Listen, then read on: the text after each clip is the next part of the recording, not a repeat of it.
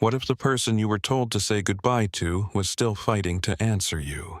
Before sunrise, in a Norfolk ICU, a young woman lies on a ventilator, already declared brain dead. The organ team is waiting. The paperwork is done. Her father, a decorated Navy admiral, stands beside her bed, trying to accept the one order no soldier can obey: let go. But then a rookie nurse sees something no machine explains. One blink. Not a miracle. Not yet. Just a signal in the dark, small enough to be dismissed and powerful enough to challenge an entire hospital. The blink had not happened yet. Before the sealed ICU door, before the raised voices, before a rookie nurse put her career between a patient and a hospital order, there was only rain on a Virginia highway, and a daughter who did not answer her father's call, Emily. Vance drove alone through Norfolk just after 10 at night. One hand on the wheel, the other resting near the phone, glowing on the passenger seat. The city was slick with storm water. Streetlights stretched into long gold lines across the windshield.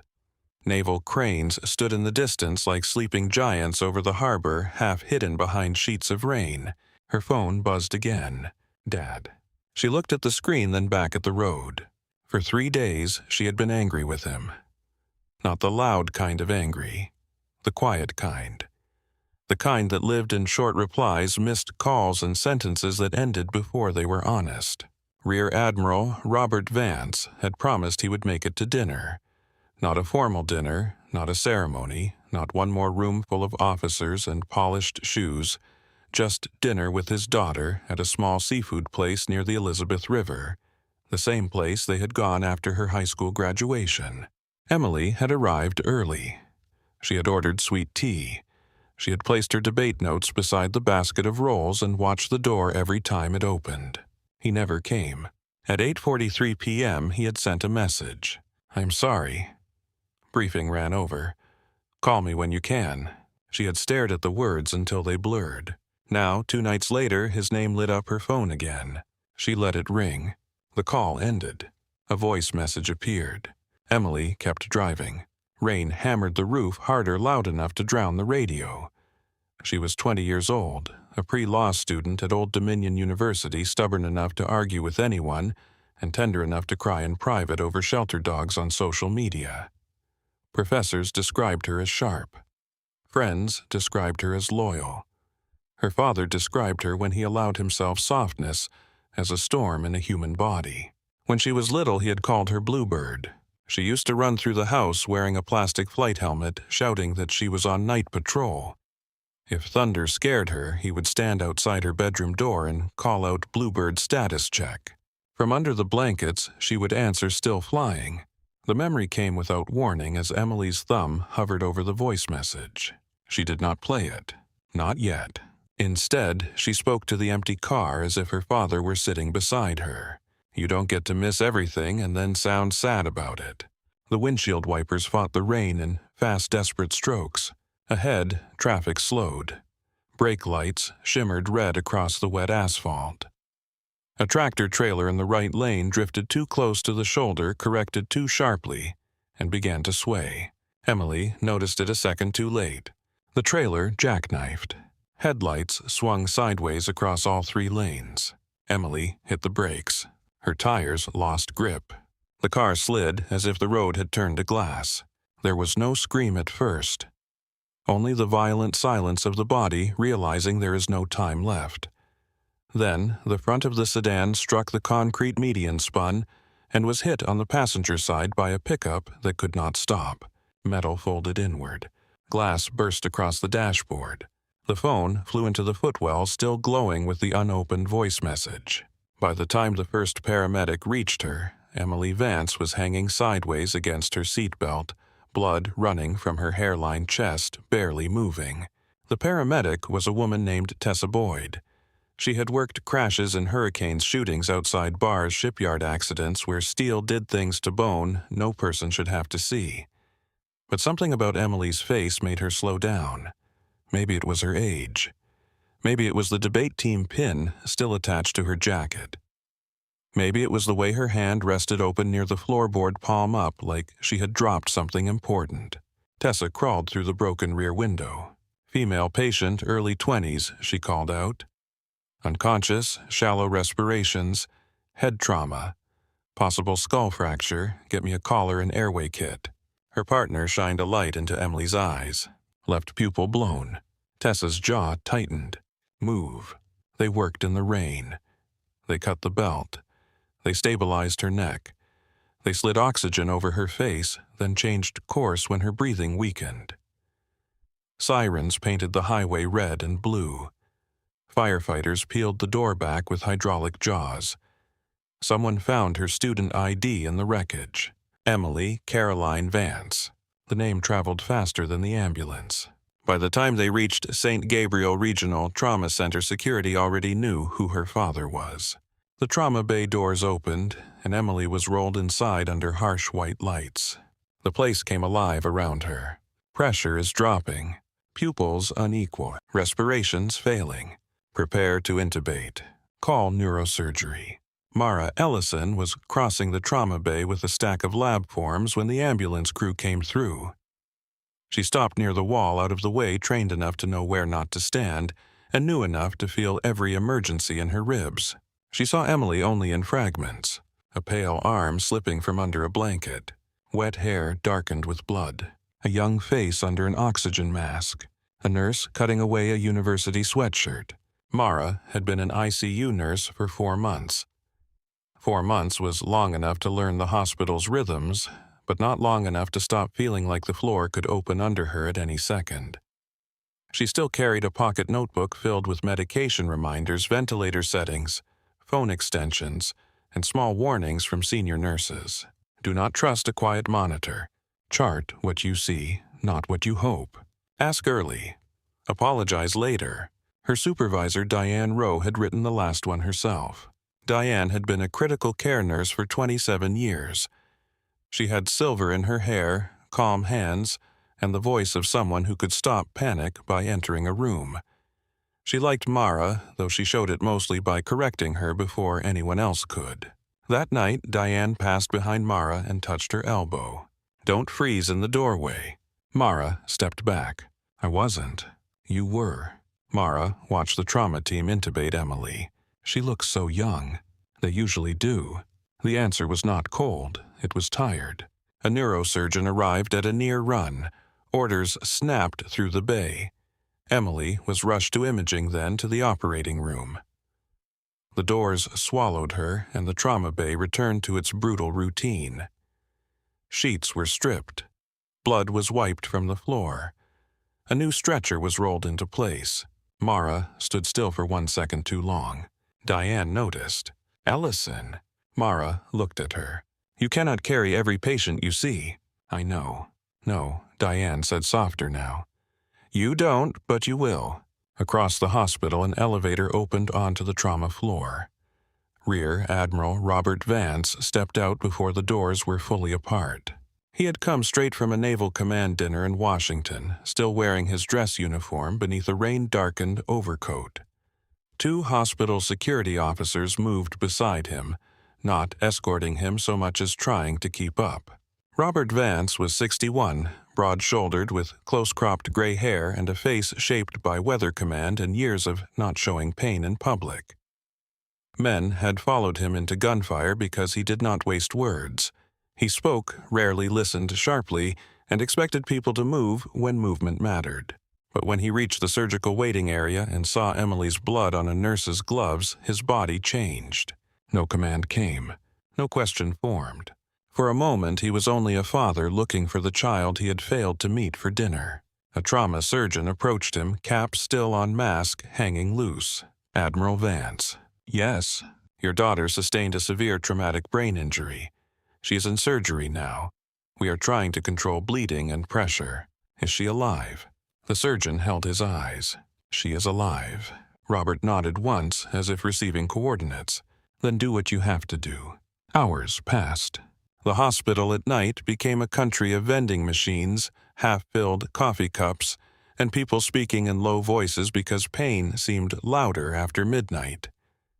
Robert sat alone in the waiting room, elbows on knees, hands clasped so tightly the knuckles whitened.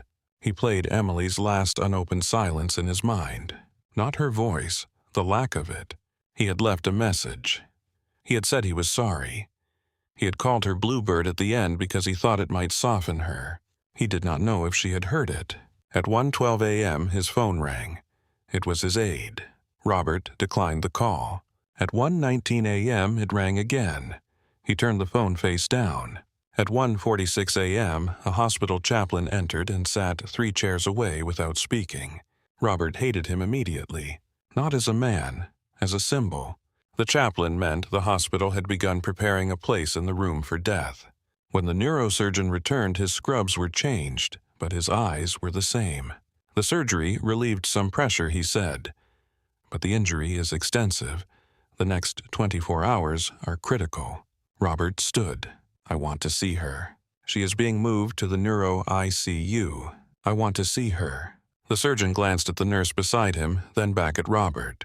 We can take you up. Emily arrived in ICU room 812, with tubes, lines, dressings, machines, and a body that no longer looked like it belonged to the girl in the photos on Robert's phone. A ventilator breathed for her in measured cycles. The monitor above her bed turned living processes into numbers. Heart rate, oxygen, blood pressure, temperature. Robert stood at the foot of the bed and forced himself not to step backward. In combat, blood had meaning. Pain had direction. You found the wound. You stopped the bleeding. You called for extraction. You kept the man awake by yelling into his face. Here, every sound was controlled by a machine. Every number seemed both precise and useless. He moved to the side of the bed and took Emily's hand. It was warm. That was the first cruelty. The warmth. Bluebird, he whispered. Her chest rose because the ventilator pushed air into her lungs. Status check. No answer came. Mara first entered Emily's room just after shift change the next morning, not as the assigned nurse, but to help Diane turn the patient and check skin pressure points. The room smelled of antiseptic plastic tubing and the faint mineral scent of rain-soaked clothes from Robert's coat hanging in the corner. Emily lay still, too still. Mara had cared for unconscious patients before, but Emily's stillness felt different. It had the quality of a held breath. Diane read from the chart. Emily Vance, 20 years old. Motor vehicle collision. Severe traumatic brain injury. Post-craniotomy. Ventilated. Pressors running. Neurochecks every hour. Mara nodded and helped adjust the sheet. Robert watched them work from the corner. He did not interrupt. He did not ask the same question again and again like some families did. His silence made the room harder. Mara glanced at the bedside table and saw a small Navy challenge coin beside Emily's belongings. Next to it was a damp plastic bag containing her phone, her cracked student ID, and a silver bracelet with a tiny blue bird charm. Robert noticed her looking. She wore that when she wanted luck. Mara looked up. For school. For arguments, he said. Which to Emily was school. Mara almost smiled. She sounds formidable. She is. The present tense remained in the air. Diane looked at Mara, a warning without words. Be careful. The day moved on. Emily's numbers held, then worsened, then held again. More scans were done. More labs were sent. Specialists came and went. The swelling in her brain did not improve. Dr. Julian Keene entered the case that afternoon. He was tall, composed, and carried himself with the quiet authority of a man used to being the final voice in the room. His hair was silver at the temples. His white coat was immaculate. He did not rush. He did not waste motion. Mara had seen him before in the ICU. Nurses respected his skill and feared his temper. Families trusted him because he explained terrible things without flinching. Residents feared him because he could dismantle sloppy thinking in 3 questions. He reviewed Emily's scans in the conference room with the neurosurgeon and critical care team. Mara was not part of that meeting, but she saw him afterward through the glass standing beside Robert near Emily's bed. Dr. Keene spoke with measured care. "Admiral, your daughter suffered a catastrophic injury. The swelling has compromised the deepest structures of the brain. We have supported her blood pressure, oxygenation, and temperature. We have corrected what can be corrected." Robert stared at Emily. "Say it plainly." Dr. Keene paused, not out of uncertainty, but out of respect for the force of the blow. "Her brain is no longer directing her body in any meaningful way." Robert's eyes did not move. "She is breathing. The ventilator is moving air. Her heart has electrical activity because the heart can continue for a time with the support. That does not mean the brain has recovered. Has recovered or can recover." Dr. Keene looked at him. "Can recover." The words passed through Robert like shrapnel. He gripped the rail of the bed. "You are certain." "I am certain enough to begin formal testing." "Enough is not a military answer." "No," Keene said. "It is a medical one. It means we follow a process before we make a declaration." Robert turned toward him then. "Then follow it twice." Dr. Keene did not take offense. "Not visibly. We will follow it exactly." The testing began that evening. Mara saw pieces of it from the nurse's station and from the doorway when Diane sent her in for supplies. Pupils checked. Corneal response, pain response, gag, cough, respiratory drive, temperature, blood gases, documentation, timestamps. The room became formal, almost ceremonial. Emily did not move. Robert stood outside the glass during parts of the exam, arms folded, face emptied of expression. Mara wondered if that was what command looked like when it had nowhere to go. At 8:40 p.m., Dr. Keene walked with Robert to a private consultation room. Diane watched them leave. Mara stood beside her. "Is he going to tell him?" Diane did not answer right away. "He is going to tell him what the exam shows." Inside the consultation room, Robert sat across from Dr. Keene under a framed print of a sailboat on calm water. The image felt obscene. Dr. Keene placed a folder on the table but did not open it. "Admiral Vance, the examination confirms absence of brainstem reflexes. The apnea test showed no independent respiratory effort under the required conditions. The findings are consistent with death by neurological criteria." Robert's jaw tightened. "My daughter is dead." "Yes." The word was almost gentle. Robert looked at the wall behind him. Not at the doctor. Not at the folder. Not at the sailboat. How can a dead person be warm? Dr. Keene had answered this question before. He hated it every time, because machines and medication can maintain circulation for a limited period.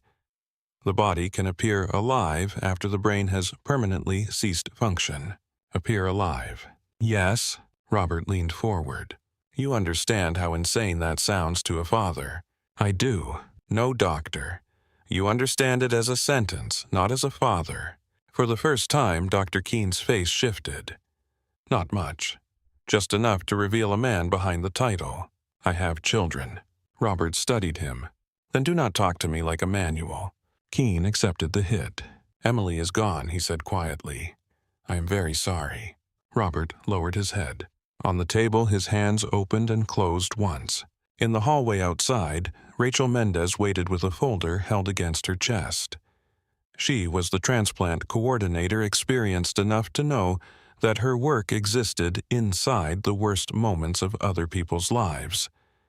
She never approached too early. She never used the word harvest.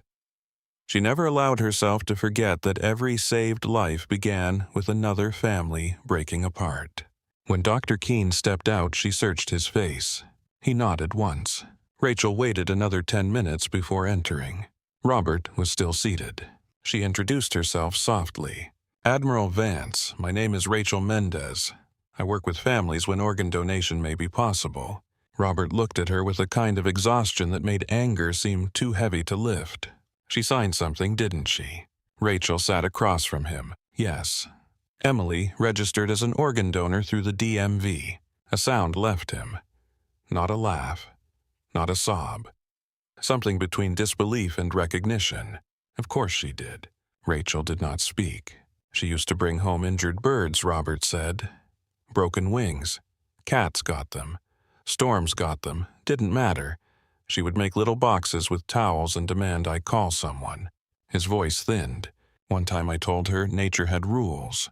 She told me rules were just excuses adults made when compassion was inconvenient. Rachel's eyes lowered. She sounds extraordinary. She is. Again, the present tense. This time, Robert heard himself say it. His mouth tightened. Rachel walked him through the process slowly. Donation was Emily's choice, but the family would still be supported. More tests would be completed. Timing would depend on organ viability, operating room availability, and coordination with recipient teams. Robert listened, as if she were briefing him on a mission he had not volunteered for but could not refuse. How long? Rachel answered carefully. If everything remains stable, the operating room may be scheduled before dawn. Before dawn. The phrase entered Robert and stayed there. He returned to Emily's room after midnight. The ICU had changed character. Daytime urgency had faded into night watch. Fewer footsteps, lower voices, more shadows in corners. The machines seemed louder. Mara was charting at the nurse's station when he passed. She looked up. Admiral. He stopped. For a moment, she thought he might ask something. Instead, he looked through the glass at Emily. "Do you have children, Nurse Ellison?" "No, sir." "Then you are fortunate tonight."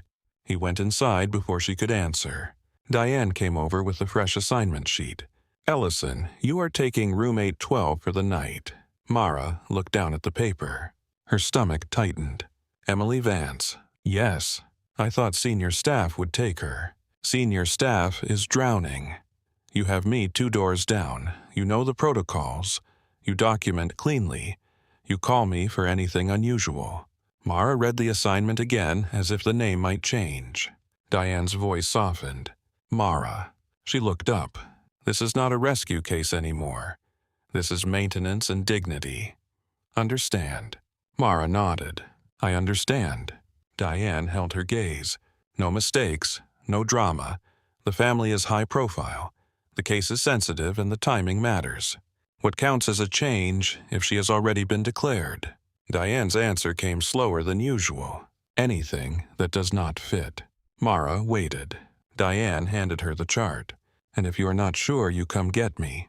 Mara took the chart against her chest and walked toward room 812. Inside, Robert sat beside Emily with his coat folded over his lap. His eyes were open, but Mara could tell he had not slept. On the bedside table, the blue bird bracelet lay beside the challenge coin.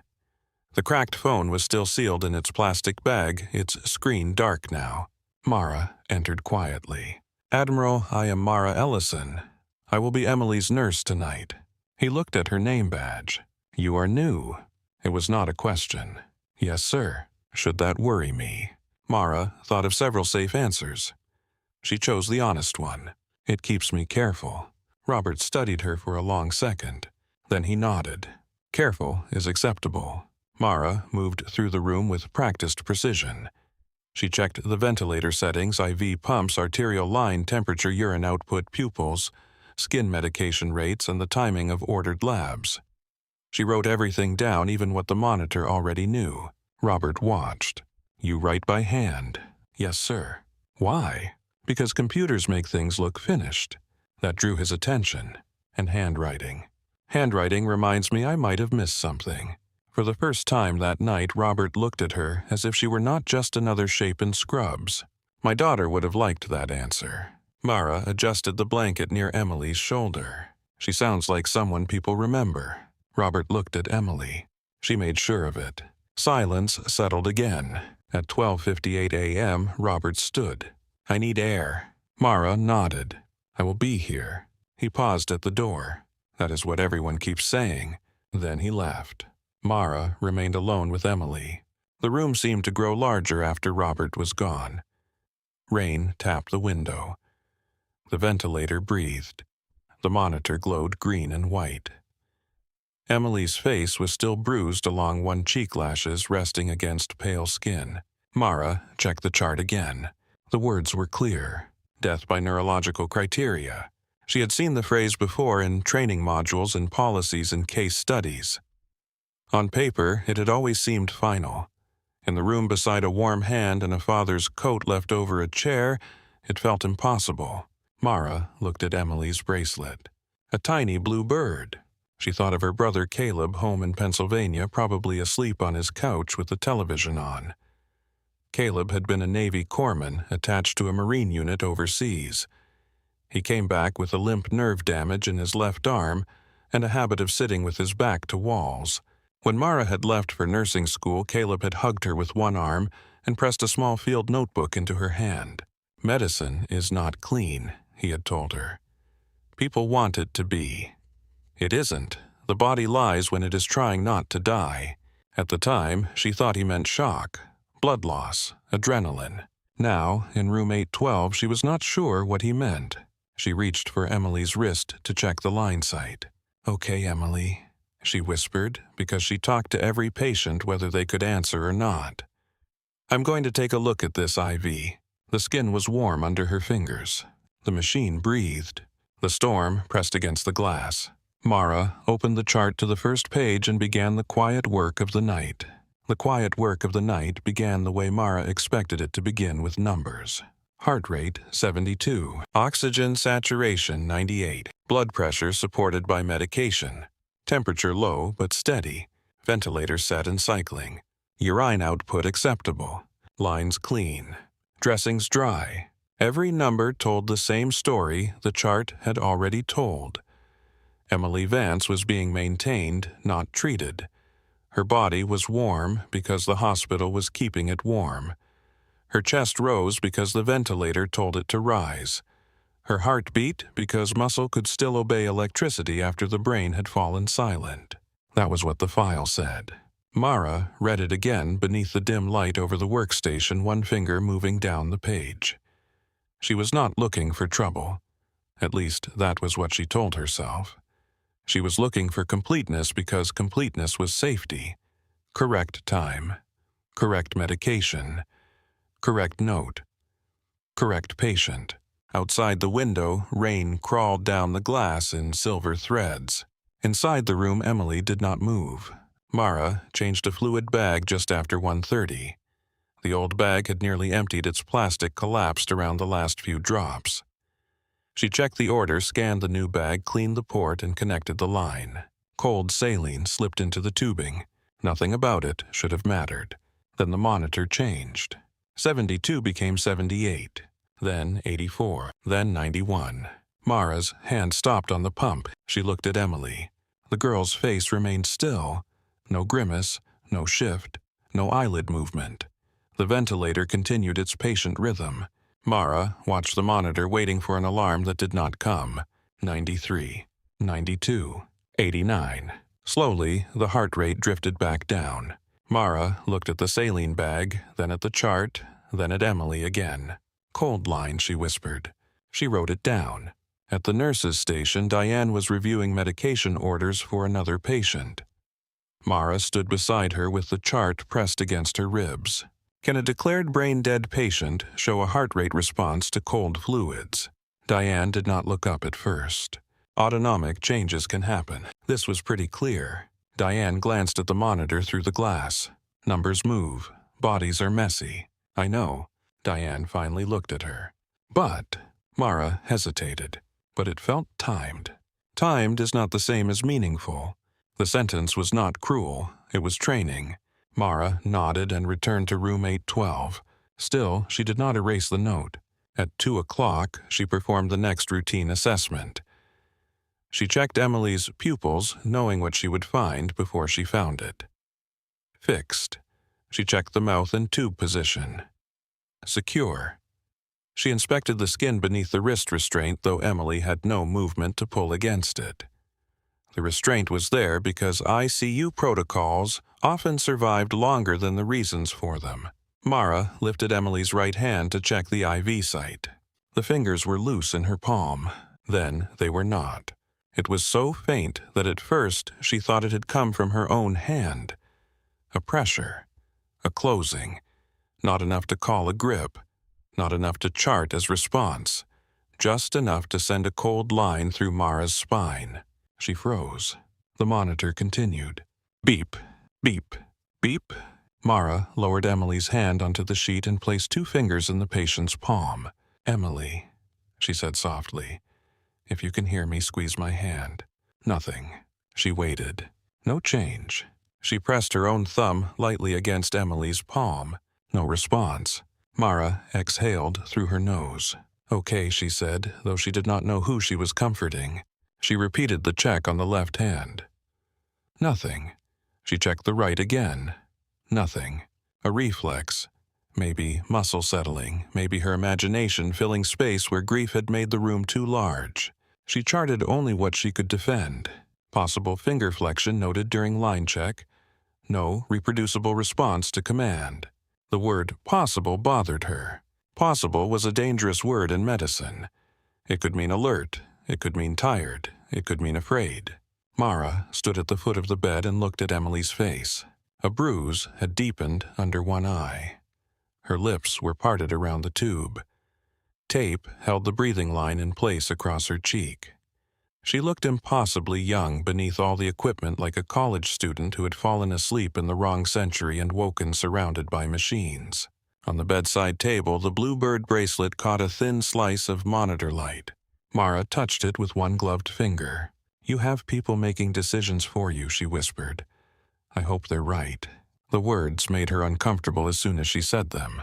At 2:26, thunder rolled low across the harbor. The sound passed through the walls like a distant artillery shell. Emily's eyelid fluttered. Mara saw it. She was certain she saw it. Not both lids. Not a full blink. The right eyelid trembled, lifted almost nothing, then fell. Mara stepped closer so fast her hip struck the bed rail. Emily.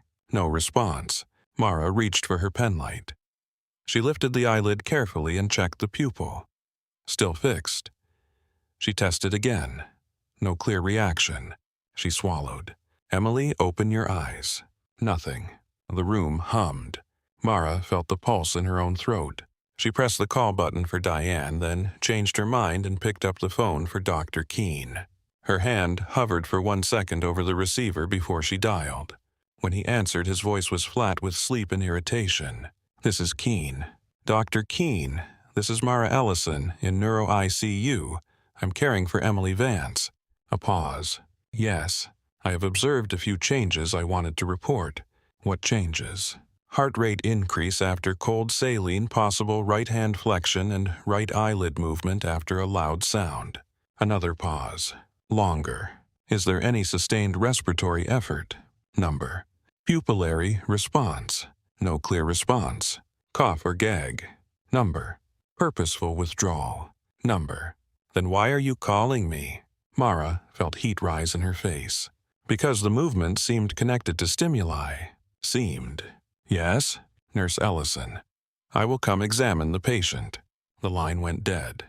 Diane appeared in the doorway a minute later. "You called Keene." Mara turned. "I thought I should." Diane looked tired in a way Mara had not seen before. Not angry. Tired. "Walk me through it." Mara did. Diane listened without interrupting. That made it worse. When Mara finished, Diane entered the room and checked Emily herself. She performed the same tests: light, corneal, nail bed pressure, jaw, tube response. No meaningful movement appeared. Diane lowered Emily's hand. "You may have seen spinal activity." "I know. After brain death, the body can still do strange things. Fingers can flex. Arms can move. Sometimes families think they see breathing." "I know that too." Diane looked at her. "But you do not believe it." "I do not know what I believe." "That is an honest answer. It is not a medical finding." Before Mara could respond, Dr. Keene entered. He wore surgical scrubs under a white coat. His hair slightly disordered, his expression controlled in a way that made the room feel smaller. Admiral Vance was behind him. Robert must have returned from the family lounge and followed the doctor in after hearing his daughter's name. His eyes moved from Keene to Mara. "What changed?" Dr. Keene answered before Mara could. "Nothing has changed, Admiral. Nurse Ellison reported movement. I am assessing it." Robert looked at Mara. What kind of movement? Mara opened her mouth. Keen's voice cut across the room. Possible reflexive movement, not consciousness. Robert stepped closer to the bed. Then assess it. Dr. Keen did. His hands were precise. He checked the pupils. No reaction. Corneal reflex. None. Response to painful stimuli, no purposeful withdrawal. He watched the ventilator, no spontaneous breathing. He lifted Emily's hand and let it fall gently back against the sheet. No grip, no blink, no sign. Mara stood beside the supply cart feeling smaller with every second. Dr. Keen turned to her. What you observed is compatible with spinal reflex and autonomic instability after catastrophic brain injury. The heart rate changed right after the cold saline. Bodies react to temperature pressure medication and handling. The eyelid moved after thunder. Coincidence. The fingers closed when I held her hand. You are a new nurse caring for a high-pressure case at 2 in the morning. Mara took the hit, but Robert did not. Do not make this about her experience level. Dr. Keen faced him with professional calm. Admiral, I am not dismissing concern. I am preventing misinterpretation. Robert's voice dropped. Misinterpretation of what? Residual body activity. Reflexes can look intentional to people who desperately need them to mean something. The room went quiet. The ventilator filled the silence. Robert looked at his daughter. Mara saw his hand tighten around the rail. Dr. Keen softened his voice. I know this is painful. But if we treat every reflex as a sign of return, we create hope where medicine has already given us the answer. Mara heard Diane shift near the door. Robert stared at Keen. And if medicine answered too early? Keen held his gaze. It did not. Mara wanted to believe him. That was the hardest part. She wanted the expert to be right because if he was right, then the path was terrible but clear. If he was wrong, the room was standing on the edge of something unforgivable. Dr. Keen turned back to Mara. Document what you observed.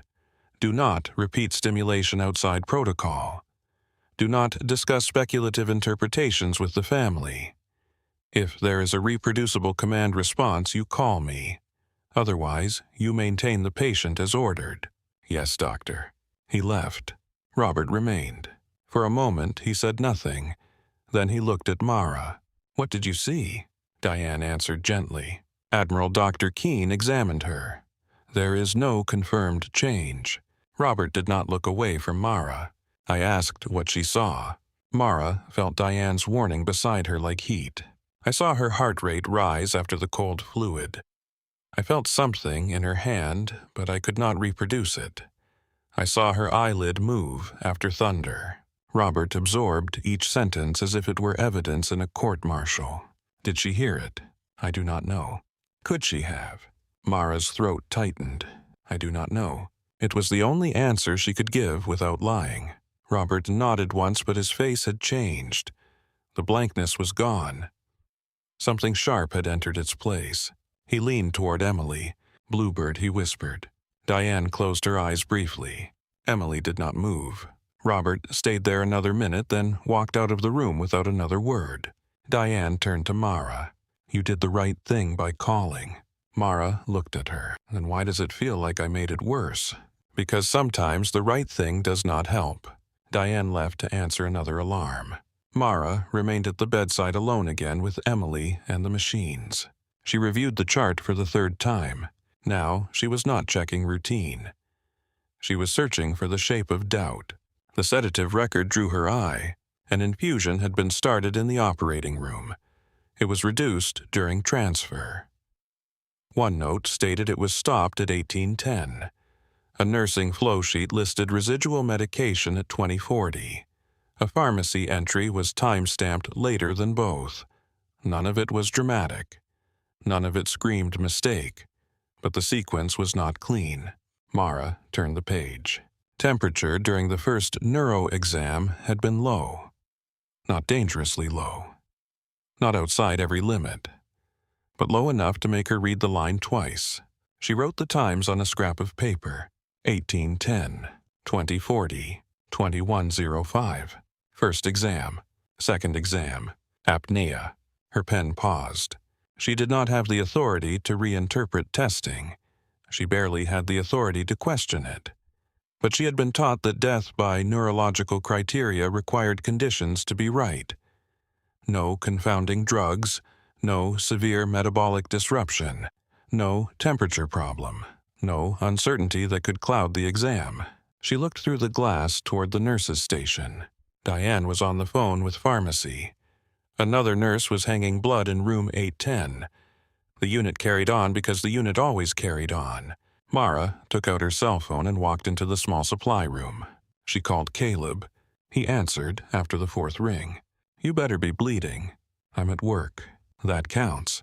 I need to ask you something." His voice changed. The sleep left it. "Okay. You once told me about patients who looked gone but weren't." Caleb was quiet. "Why are you asking?" Mara leaned against a shelf stacked with sterile gloves. "I have a patient. Severe brain injury. Declared brain dead. Organ recovery planned before dawn. Then I'm not the person you should be calling." "I know." "Mara, I saw movement." He exhaled. "What kind?" She told him everything.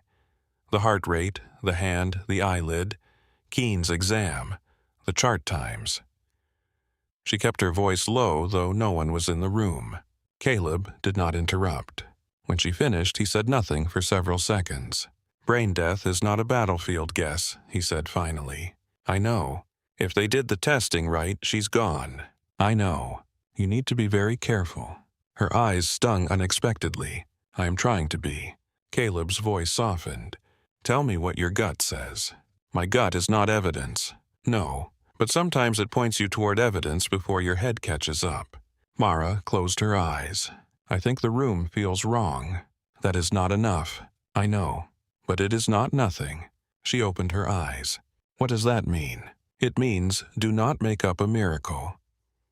Do not fight a doctor because you want the world to be kinder than it is. But if you can get a clean, repeatable response, something tied to command, something another person can witness, then you do not let anyone call it weather." Mara looked toward the supply room door. "Caleb, can trauma hide a person that deep? It can hide a lot. Swelling. Drugs, shock, cold. I have seen men vanish inside themselves.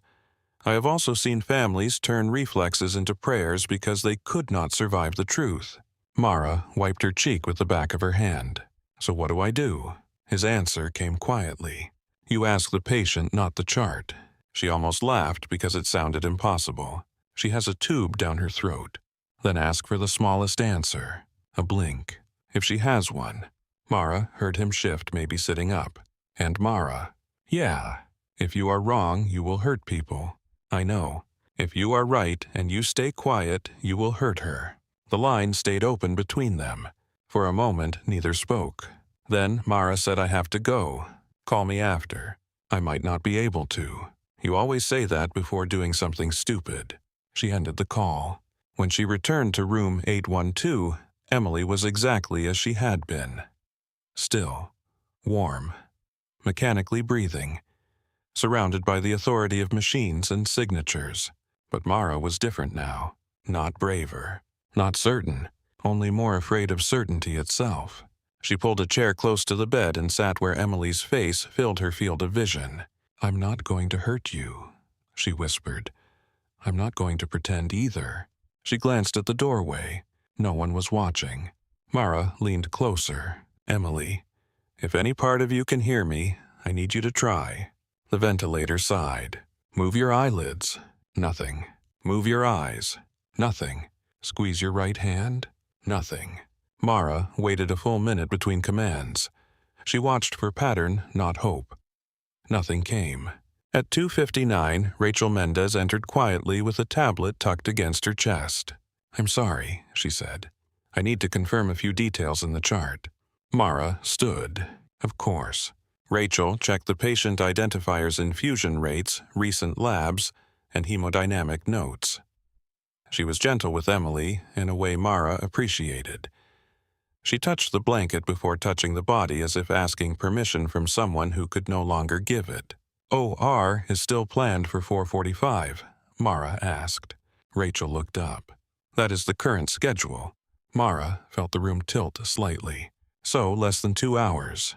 Rachel studied her face. Are you okay? Mara almost said yes. Instead, she said I reported some movement earlier. I heard. And Dr. Keene evaluated her. Rachel's voice was careful. Everyone's voice was careful now. What if something is being missed? Rachel's expression changed. Not annoyance. Not disbelief. Pain. Do you know how many families ask that? Mara did not answer. All of them, Rachel said softly. In one way or another. She looked at Emily. My job is not to rush death. My job is to honor a decision after death has been confirmed. I understand. I hope so. Rachel left. Mara stood very still. All of them. The words settled over her.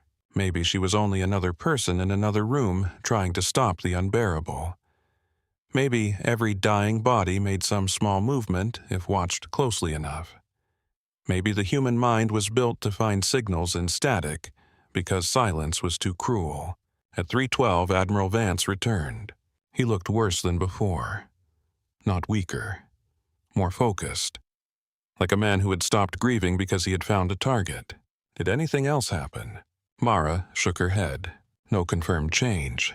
He entered the room and stood beside Emily. I remembered something. Mara waited. When she was little, thunder scared her. She would never admit it. She would hide under the blanket and pretend she was on patrol. His voice caught, but he forced it steady. I would stand outside her door and say Bluebird status check. Mara looked at the bracelet. What would she do? She would answer. The monitor beeped. Mara felt the air change. Robert leaned closer to the bed. His voice became low, intimate, almost embarrassed by its own tenderness. Bluebird, he said. Status check. Nothing. Mara watched Emily's face. Robert swallowed. Bluebird status check. The room held still. Then Emily's right eyelid moved. Once. Small. Slow. Deliberate enough to stop Mara's heart. Robert saw it too. His hand found the bed rail. Mara. She did not answer. Her eyes stayed fixed on Emily. Robert's voice broke down to a whisper. Tell me I'm not seeing ghosts. Mara turned toward the glass wall. At the far end of the unit, Dr. Keene had stepped out of the elevator. Rachel was beside him. 2 members of the organ recovery team followed with sealed containers and quiet faces. Mara looked back at Emily. The clock above the monitor read 3:17 a.m., and for the first time that night the chart no longer felt like the loudest thing in the room. The clock above the monitor read 3:17 a.m., and every second after it seemed to arrive with a sound of its own. Mara stood between Emily's bed and the glass wall, unable to move, unable to look away. The right eyelid had fallen still again. The room looked exactly as it had looked 1 minute earlier. Dim lights, ventilator tubing, silent patient, grieving father. But nothing inside it was the same. Admiral Vance leaned over his daughter, one hand gripping the rail, the other hovering above her face, as if he were afraid even air could hurt her. Emily, he whispered, do that again. Mara heard footsteps outside the room. Dr. Keene was coming fast. Rachel Mendez followed him with the tablet in her hand. Behind them, 2 members of the organ recovery team stopped near the nurses' station. Their blue surgical caps made them look like they belonged to another world, a clean world, a world that had already accepted the paperwork. Diane appeared from room 810, saw Keene's face, then saw Mara inside Emily's room. Her expression changed. Mara knew that look. It was the look Diane gave when a mistake was still small enough to stop. Dr. Keene reached the door and entered without knocking. What happened? Mara turned. She blinked. His eyes moved from Mara to Admiral Vance. Spontaneous eyelid movement is not evidence of consciousness. Admiral Vance did not step back from the bed. She responded to my voice. She appeared to move after your voice. Do not hide behind grammar. Keene's jaw tightened. Admiral, I understand how badly you need this to mean something. Robert turned fully toward him. You keep telling me what I need. I am telling you what I saw. Rachel stood at the doorway, frozen between compassion and protocol. Diane came in behind her, her voice low. Mara, walk us through it. Mara swallowed. Her mouth had gone dry. He told me about a phrase from when Emily was a child. Bluebird status check. He said it twice. On the second time, her right eyelid moved once. Only once, Keen asked. Mara met his eyes. Yes. Not repeated. Not yet. That is not a command response. No, Mara said. But it may be a sign. Keen stepped closer to the bed and lifted his penlight. Move aside. Mara moved, but only slightly. He examined Emily with quick precision, light to the pupils. No clear response. Touch near the eye. No corneal reflex. Deep pressure. No purposeful movement. He watched the ventilator curve. No independent breath. He checked the monitor and the medication pumps. Everything obeyed the chart. He straightened. No change. Robert gave a short, humorless laugh. You did not ask her anything. I performed a neurological examination. You checked a body. You did not speak to my daughter. Keen's patience thinned. Because your daughter cannot hear us. The words landed hard. For 1 second, nobody spoke. Then Mara heard herself say, we do not know that. Keen turned to her slowly. What did you say? Mara's pulse hammered in her ears. We do not know that she cannot hear us. Not with the chart discrepancies. Not with the temperature. Not after what just happened. Diane's eyes sharpened. Mara. Keen took 1 step toward her. You are crossing a line. Yes, Mara said. The answer surprised even her. Keen stared at her. Mara looked at Emily. The ventilator pushed air in, let air out, pushed air in again. Mechanical mercy. Measured silence. I'm asking for 3 minutes, Mara said. A structured command check with a witness. No painful escalation beyond normal bedside assessment. Just voice familiar phrase, simple yes or no. Number. Doctor. No, Keen said again, louder now. This patient has been declared dead by neurological criteria. The process has been completed. We do not improvise because a father is grieving and a new nurse is frightened. Robert moved so fast, Rachel flinched. I am not frightened. Keen faced him. Then you should be. Because this is how families are harmed. A flicker becomes hope. Hope becomes accusation. Accusation becomes a second death. Robert's voice dropped into command. And certainty becomes a coffin. Diane stepped between them before the room could ignite. Enough, everyone breathe. No one did. The recovery team waited outside the glass. The clock changed to 3:18. Mara looked at the time and felt the shape of the coming morning. Operating room prepared, consent confirmed, body transferred, machines disconnected, incision made, coolers filled. Calls placed to people waiting in other hospitals, other cities, other kinds of agony. If she was wrong, she was desecrating a death. If she was right, they were standing beside a living woman, scheduled to be taken apart. Mara walked to the door. Diane saw her hand move. Mara, don't. Mara pressed the emergency privacy lock. The door sealed with a hard metallic click. The sound cut through the room like a gun chambering. Everyone stopped. Outside the glass, Rachel's face went pale. Inside, Keen looked at Mara as if she had become a stranger. Unlock that door. Mara's hand stayed on the panel. Number. Diane's voice was barely above a whisper. Mara Ellison, open it. I need 3 minutes. You do not have authority to take 3 seconds. Keen stepped toward the wall intercom. Security to Neuro ICU, now. Mara felt fear bloom in her chest, sharp and cold. It did not make her step back. It made everything clearer. She looked at Robert. Sir, I need you to stand where she can hear you. Use the phrase exactly the same way each time. Do not beg. Do not add words unless I ask you to. Robert nodded once. Keen cut in. Admiral, if you participate in this, you are interfering with medical care. Robert looked at him. No, doctor. I am participating in my daughter's care. Mara moved to Emily's side. Her hands shook, so she placed them on the blanket for 1 second until they steadied. She checked the tube, secure. She checked the lines, clear. She checked the monitor, stable. She brought the bed light up just enough to see Emily's eyes. Then she leaned close, her voice calm in a way she did not feel. "Emily. Vance, my name is Mara. Your father is here. I'm going to ask you to answer with your eyes. If you can hear me, blink once." Nothing. Mara waited. 5 seconds. 10. The ventilator breathed. Keen's voice came from behind her. "This is enough." Mara did not turn. "Emily, if you can hear me, blink once." Nothing. Admiral Vance stood at the bedside, both hands on the rail now, every part of him locked in place. Mara looked at him. "Say it." Robert leaned closer. His voice changed. It lost the Admiral. It lost the war. It became the voice of a father outside a child's bedroom during a storm. Bluebird status check. The room held itself still. Emily's eyelids did not move. Robert's throat worked. Mara saw pain rise in his face and almost told him to stop. Almost. Again, she whispered. Robert closed his eyes for half a second, then opened them. Bluebird status check. A faint tremor crossed Emily's right eyelid. Keen exhaled sharply. Residual movement. Mara lifted one hand. Wait. The eyelid moved again. Not open. Not full. A slow downward press and release. Once.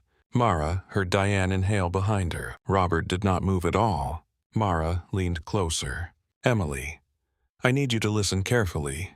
Blink twice if you hear your father." Silence. 1 second. 2. 3. The right eyelid lowered. Lifted. Then lowered again. The second blink was weaker than the first, but it was there. Diane whispered Jesus. Keen's face hardened. That is not reliable. It could be spontaneous clustering. Mara turned to him. Then we repeat with a different command. Security knocked on the glass. A guard's voice came through the intercom. Open the door. Keen pointed at the panel. Unlock it now.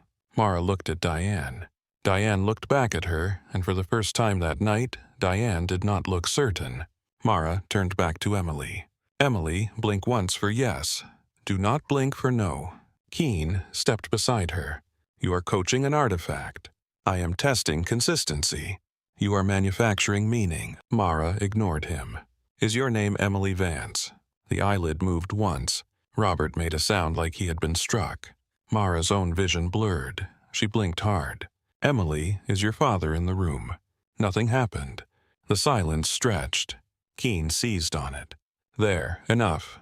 Mara held up her hand. "Wait." Emily's eyelid moved once. Late. Weak. But once. Robert covered his mouth with his fist. The guard knocked harder. Rachel spoke through the glass. "Dr. Keen's security needs clearance."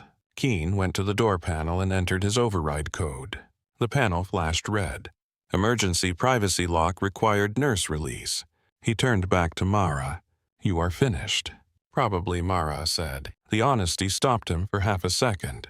Then Mara did the thing that crossed the line from observation into defiance so clearly that no one could pretend it was confusion.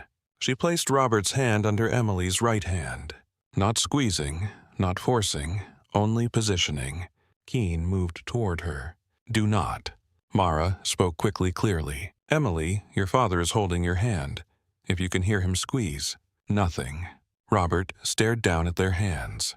His face had gone bloodless. "Emily," he said, but his voice broke on the second syllable. Mara shook her head slightly.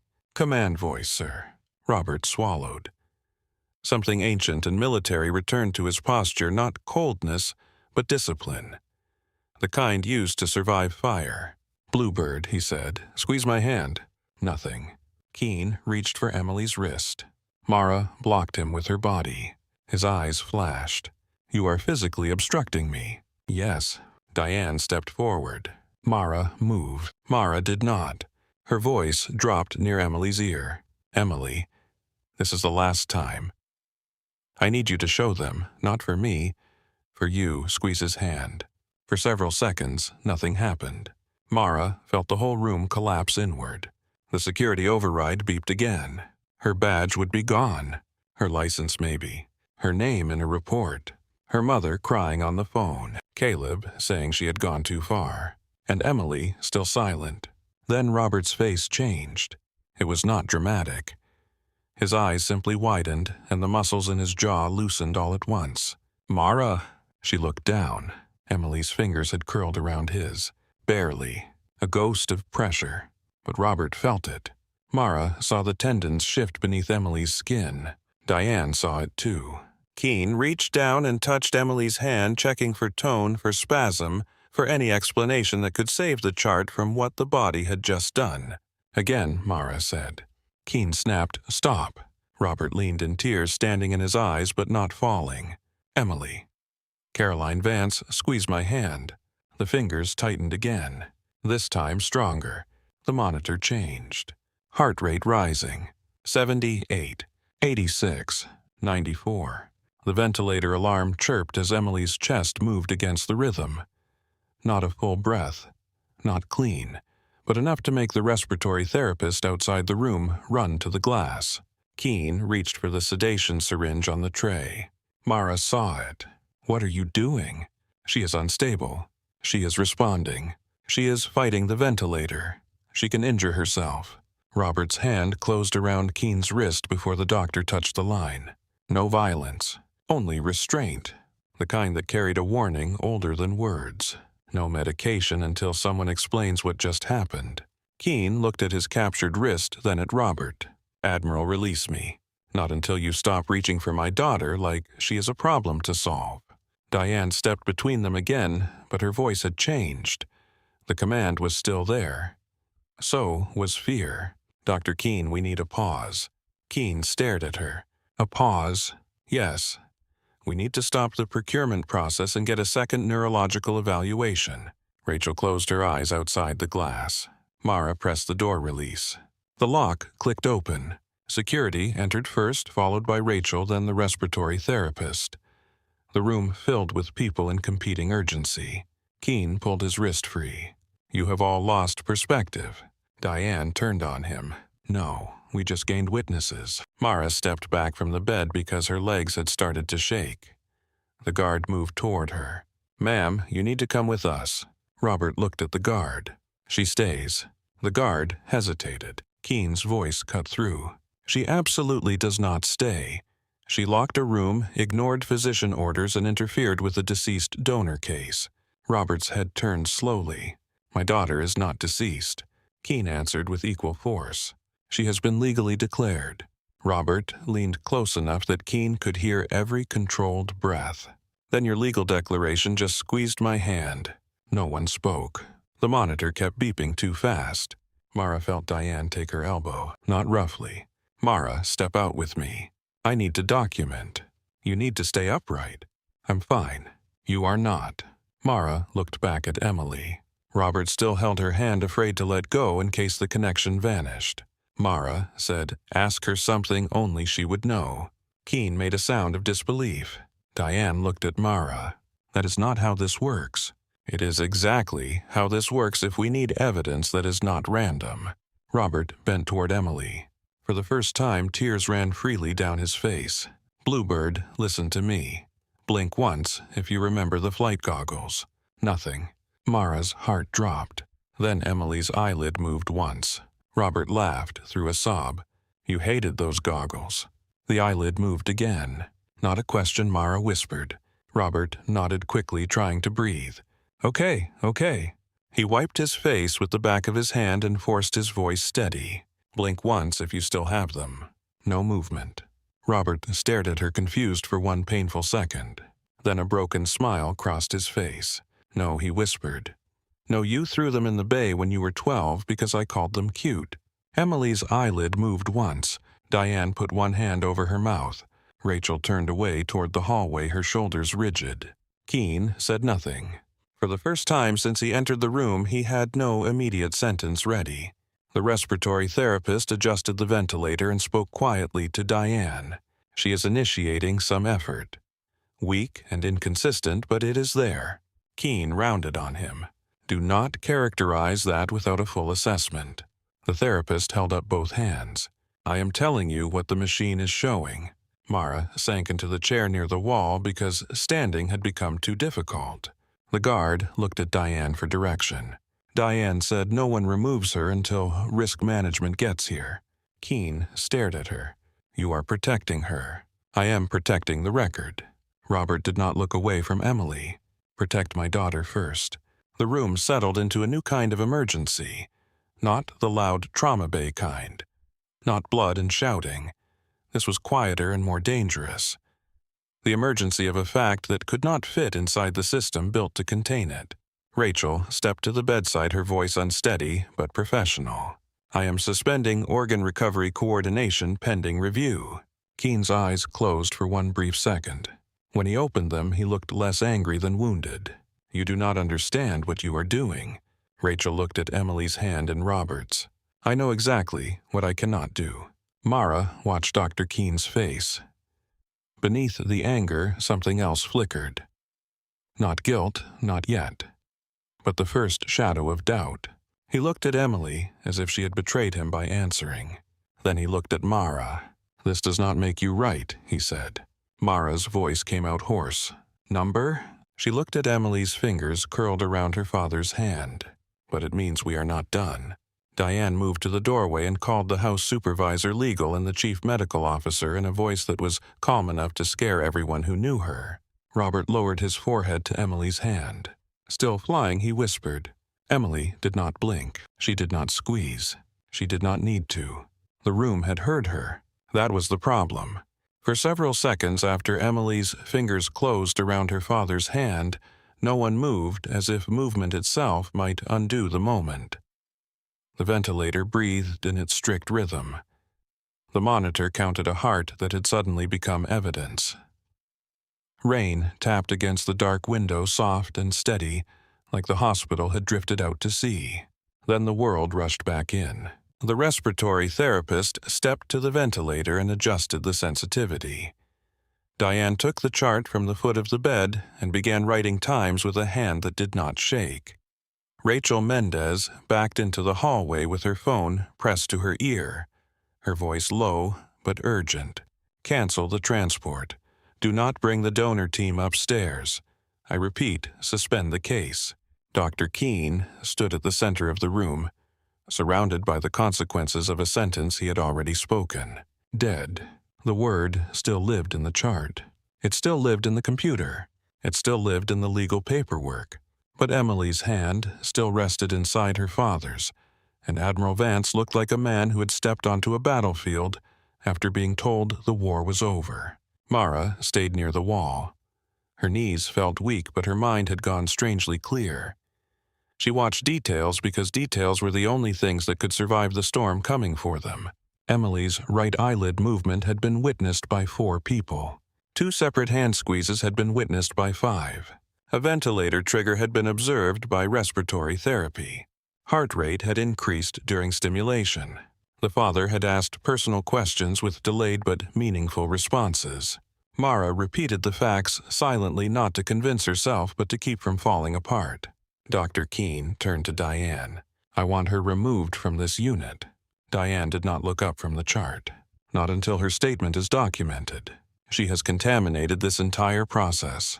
She observed a change in patient condition and escalated it. She locked a door. Diane finally looked at him. Yes, and we will document that too. The security guard shifted beside Mara.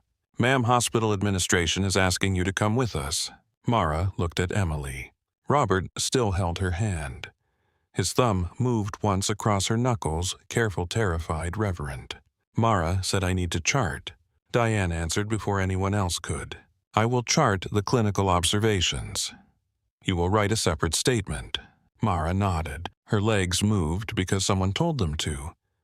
The guard escorted her into the hallway, but he did not touch her. Maybe he had seen the squeeze. Maybe even security knew when a room had changed. As Mara stepped out, Robert called her name. She turned. The Admiral's face was wet, but his voice was steady. You saw her? Mara could not answer. If she tried, she would cry. So she nodded. The door closed between them. The hallway outside room 812 had become crowded with people trying not to look crowded. Nurses.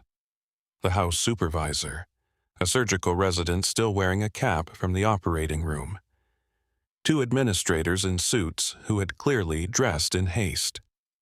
Rachel stood near the desk speaking in careful fragments. Yes, I understand.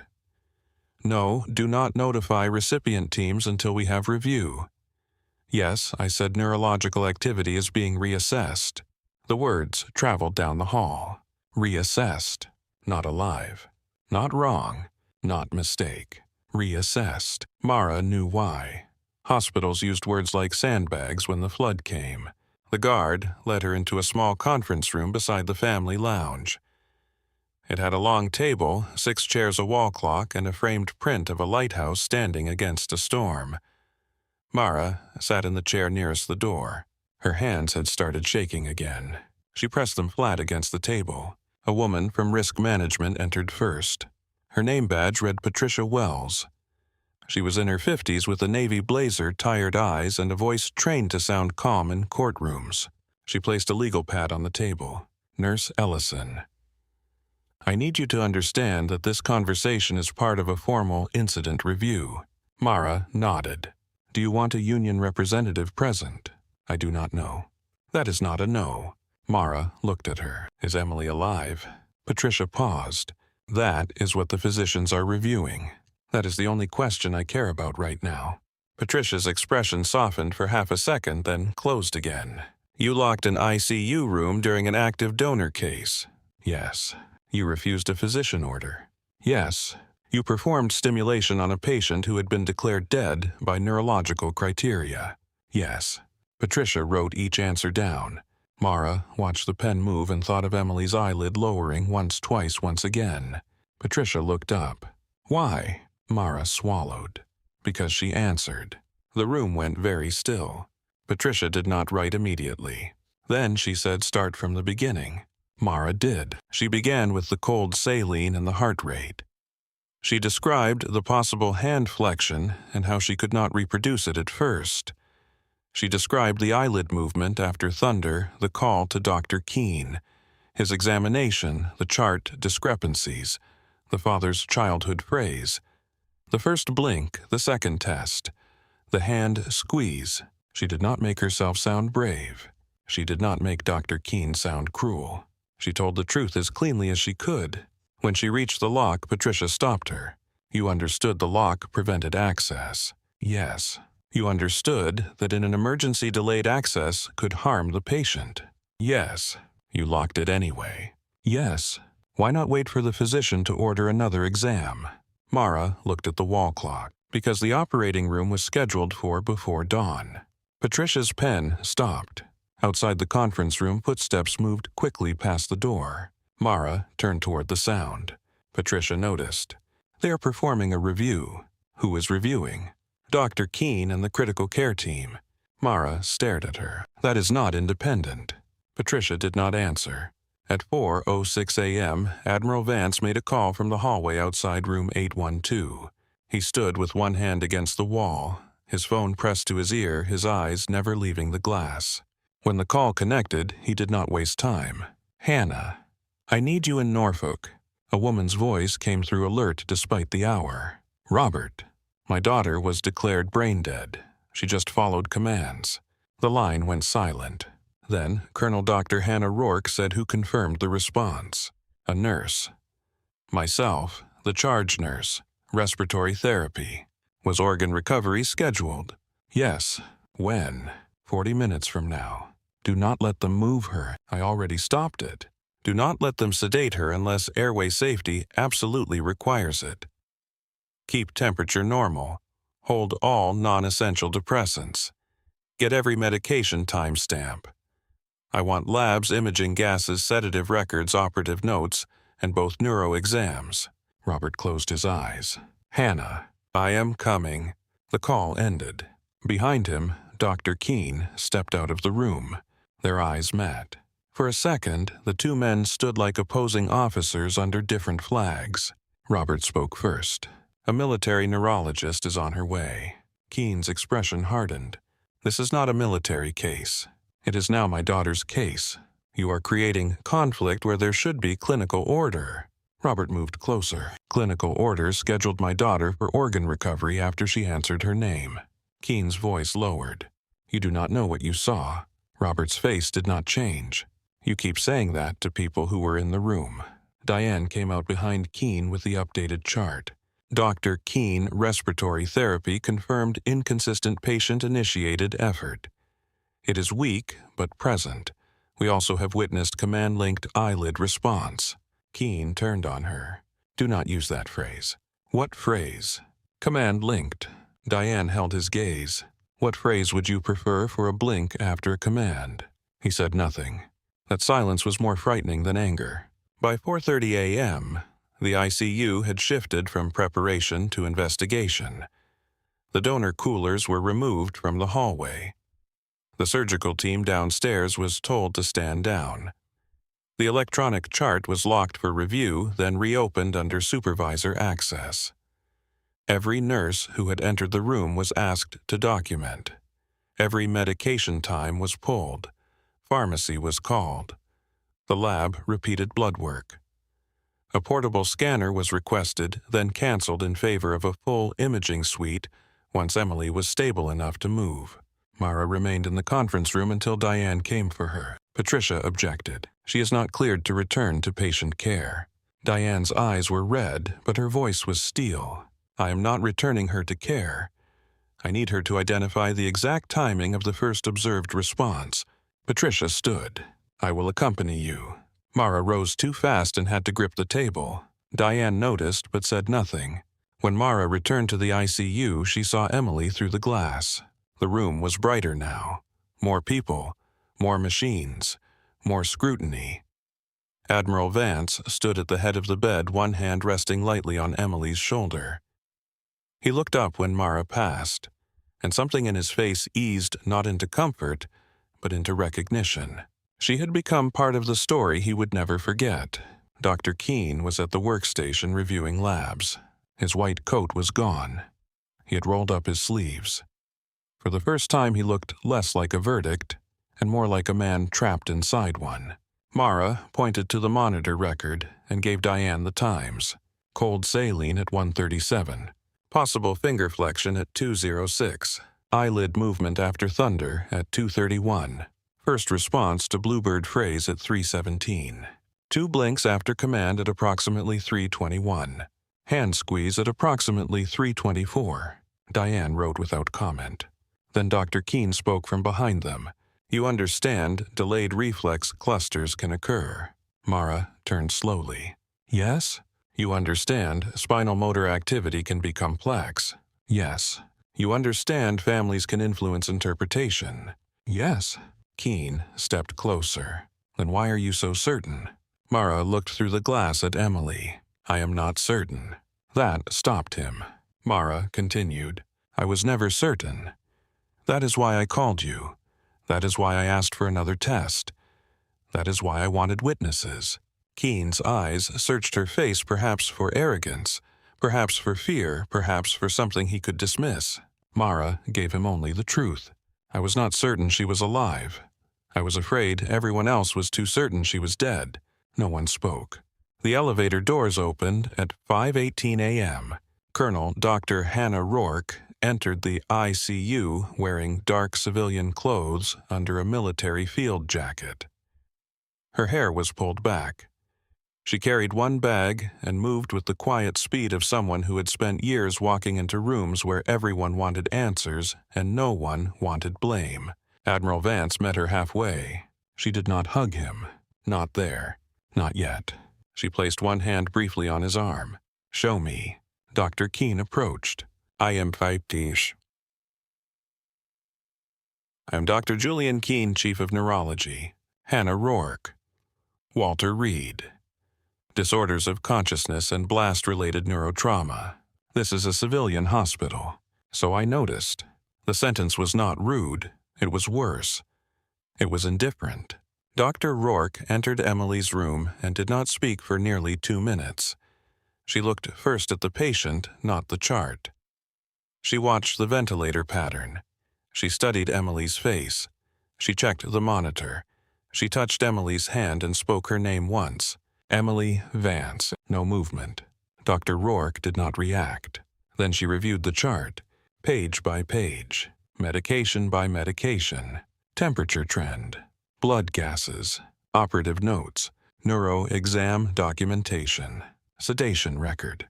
Nursing flow sheets. She asked questions without raising her voice. Who documented the infusion stop at 1810? A nurse answered. Why does pharmacy show activity later? Pharmacy was called. What was the exact core temperature during first exam? Diane provided the reading. Was warming complete before the second assessment? Keene answered within accepted range. I did not ask for a range. I asked if warming was complete. Keene's mouth tightened. Number. Dr. Rourke nodded once and wrote it down. She did not accuse him. She did not comfort him. She did not give anyone the relief of drama. At the bedside, she addressed the room. Here is what I know. I do not yet know whether Emily Vance has recoverable consciousness. I do not know whether every movement witnessed was purposeful. I do know that the confidence level in the original declaration is no longer supported by the events of the last 2 hours. Keene folded his arms. The original exams met institutional standards. Maybe. That is your conclusion. That is my starting point. She turned to Diane. I want her warmed to a stable, normal temperature. I want a complete medication clearance review. I want repeat metabolic labs, updated imaging, and no sedative unless airway safety requires it. Then we test for reproducible command following under controlled conditions. Rachel stood in the doorway. And organ recovery. Dr. Rourke looked at her. There is no organ recovery while the diagnosis is in dispute. Rachel nodded, eyes bright. Already suspended. Good. The imaging took place after sunrise. The hospital moved Emily through the corridor with a procession that felt almost military. Respiratory therapy at the head. ICU nurse at the side. Diane with the chart. Dr. Rourke walking close. Admiral Vance beside the bed, one hand on the rail the entire time. Dr. Keene followed a few steps behind, silent. Mara watched from the nurse's station because she was not permitted to join. The empty hallway after they passed felt colder than the room. She sat down and wrote her formal statement again, this time in her own handwriting before entering it into the system. She kept returning to one sentence. The patient responded after a personally meaningful verbal command. She wrote it, crossed it out, then wrote it again. Not because it was perfect, because it was true. When Emily returned from imaging, Dr. Rourke reviewed the scans with Keene, the neurosurgeon, in critical care. Mara could not hear them through the glass conference room, but she could see bodies change. At first, everyone stood upright and guarded. Then Dr. Rourke pointed to the screen. The neurosurgeon leaned closer. Keene said something and shook his head. Dr. Rourke changed the image. Diane, standing just inside the door, looked back toward Emily's room. Later, Diane told Mara only what she was allowed to know. There is blood flow. Mara's lips parted. Diane continued. Severe injury. Swelling. Deep dysfunction. But not the picture they expected to see after the declaration. Not brain dead. Diane looked through the glass at Emily. Not according to Rourke. Mara closed her eye. The relief was so intense it hurt. Diane touched her shoulder once. Do not celebrate. This is still bad. I know. No, Diane said softly. You do not. Not yet. The controlled bedside test happened at 9:12 a.m. The room was limited to essential staff. Dr. Rourke led it. Dr. Keene observed. Diane documented. Respiratory therapy monitored ventilation. Admiral Vance stood where Emily could see him if she could see at all. Mara watched through the glass from the hallway, arms wrapped tightly around herself. Dr. Rourke leaned over Emily. Emily, my name is Dr. Rourke. I am going to ask you to answer with your eyes. Do not move unless I ask you to move. No response. Blink once if you hear me. Nothing. Dr. Keene looked down. Dr. Rourke waited. She did not rush silence. 10 seconds passed. 15. Emily's right eyelid lowered once. Diane wrote the time. Dr. Rourke's face did not change. Emily blinked twice. One blink came. Then nothing. Dr. Keene looked up. Dr. Rourke waited longer. A second blink came, delayed and weak. Good, Dr. Rourke said as calmly as if Emily had answered from across a desk. Now rest. Admiral Vance looked away, fighting for control. The next questions came slowly. Is your name Emily? One blink. Are you in a hospital? One blink. Are you at home? No blink. Diane's pen moved across the page. Is your father in the room? One blink. Robert put a hand over his mouth. Dr. Rourke gave him no time to break. Admiral, stand to her left. He moved. Emily, look toward your father. For several seconds, Emily's eyes remained still beneath heavy lids. Then both pupils shifted slightly left. Not much. A few millimeters. Enough to turn the hallway outside the room into stone. Mara felt her hand cover her own mouth. Dr. Keene stepped closer to the bed, his face pale. Dr. Rourke repeated the command after moving Robert to the other side. Emily, look toward your father. This time the shift was smaller, but it came. Dr. Rourke straightened. That is reproducible. Keene's voice was rough. It is minimal. Yes, she is catastrophically injured. Yes, this does not mean meaningful recovery. Number. Robert looked at her. But she is alive. Dr. Rourke turned to him. Yes. The word did not heal the room. It broke it open. Robert bent over Emily's hand and wept without sound. Diane continued documenting even as tears slid down her face. Rachel stood in the hallway, eyes closed, lips moving in what might have been a prayer. The respiratory therapist wiped his cheek with his sleeve and pretended he had not. Mara stepped backward until her shoulders hit the wall. She had wanted proof. Now that proof had arrived, it did not feel like victory. It felt like standing at the edge of a disaster that had stopped 1 inch before impact.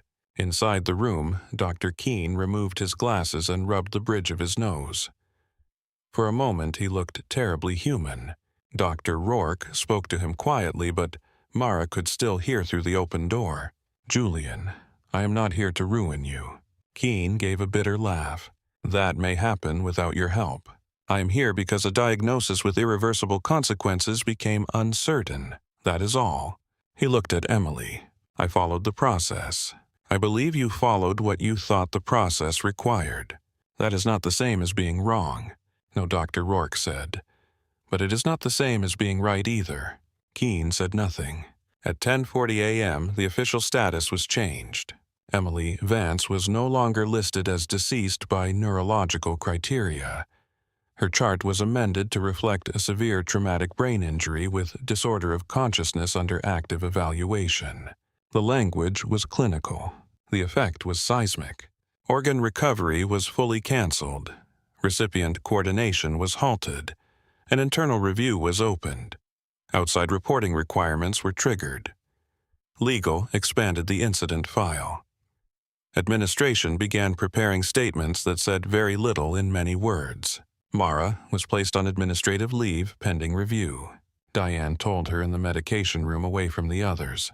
I am sorry. Mara nodded. I knew it was coming. You will go home. You will not speak to media. You will not contact the family unless cleared. You will write down everything you remember while it is fresh. Will I lose my license? Diane's face tightened. I do not know. Mara looked through the small window in the medication room door. She could see a thin slice of Emily's hallway. People moved past it in hurried fragments. Would you have done it? Diane did not answer quickly. That was answer enough. Finally, she said, at your age, no. Mara looked at her. And now, Diane's eyes shone. Now I know too much about silence.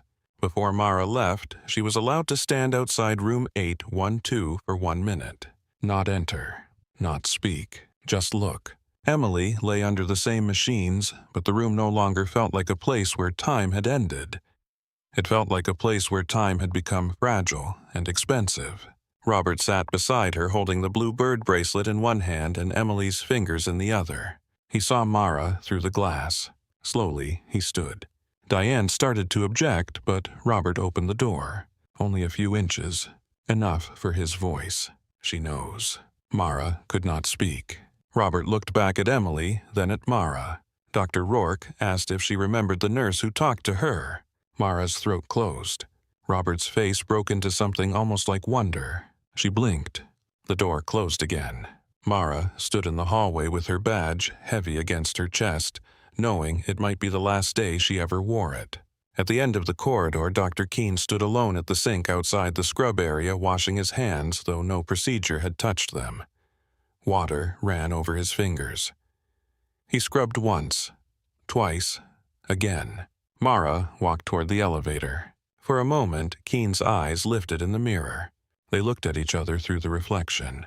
No apology came, no accusation either. Only the terrible recognition of two people bound to the same night from opposite sides of the mistake. The elevator opened. Mara stepped inside. As the doors began to close, she heard Emily's monitor from down the hall. Beep, beep, beep. Not proof of recovery, not proof of a miracle, only proof of life. For that morning, it was enough. Mara did not remember the drive home.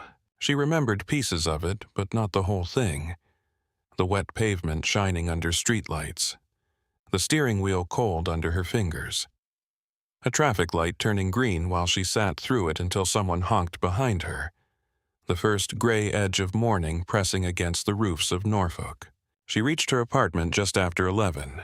The place was exactly as she had left it before her shift. A coffee mug in the sink. Nursing shoes by the door. A folded blanket on the couch. Her anatomy textbook open on the table, although she had not looked at it in weeks. The ordinary mess of a life that had not yet learned it was about to change.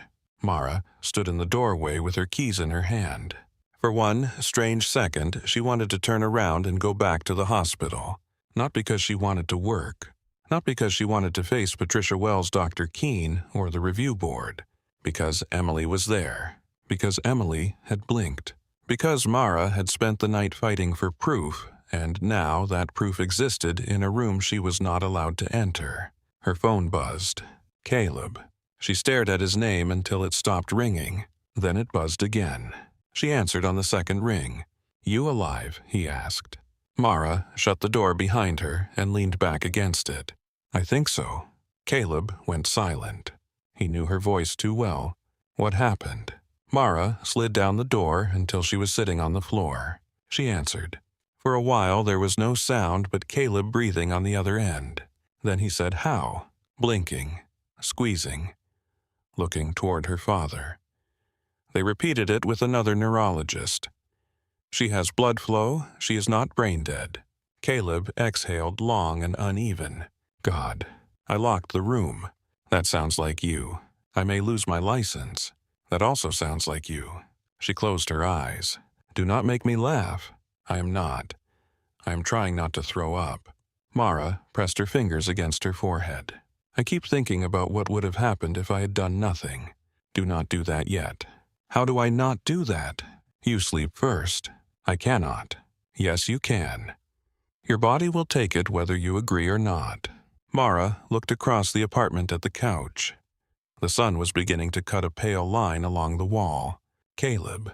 Yeah. If I lose everything because of this, was it still right? He did not answer quickly. That was one of the things Mara trusted about him. War had taught her brother not to rush questions that could break people. Finally, Caleb said right does not mean free. Mara opened her eyes. "That is not comforting." "I know." She almost smiled. "Good night, Caleb. It is morning." "Not to me." She ended the call and stayed on the floor until her legs went numb. When she finally stood, she removed her badge from her scrub top and placed it on the kitchen counter. The plastic still held the warmth of her body. Her photo looked younger than it had the day before. Newer. Softer. A nurse who believed fear and preparation were enough. Mara turned the badge face down. Then she walked to the bathroom, closed the door, and cried so hard she had to sit on the tile. At St. Gabriel Regional, Emily Vance became the center of a silent earthquake. The official words were careful. Severe traumatic brain injury. Disorder of consciousness. Neurological status under reassessment. Continued ventilatory support. Multidisciplinary review. None of those words captured the fact that nurses stopped speaking when they passed room 812. None of them captured the way Rachel Mendez removed Emily's donor status from the active coordination board with trembling hands. None of them captured Dr. Keene standing alone in the physician workroom staring at the original declaration note until the screen went dark. Emily remained critically ill. That part did not soften for anyone. Her brain had suffered terrible injury. Swelling still threatened delicate tissue. Her responses came and went like weak radio signals through a storm. Sometimes she blinked once for yes. Sometimes she did not respond at all. Sometimes her eyes moved toward her father. Sometimes they stayed fixed in a place no one could reach. But the diagnosis had changed.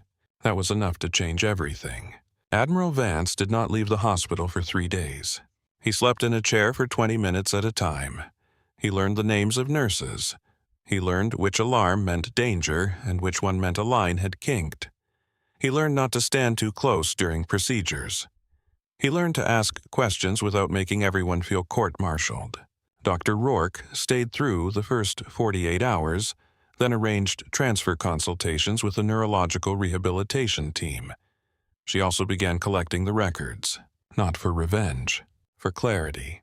She wanted the exact conditions of the first exams, the medication clearance timeline, the temperature thresholds, the blood gas results, the apnea documentation, the handoff notes, the pharmacy logs, the nursing observations, the communication between neurology and transplant coordination.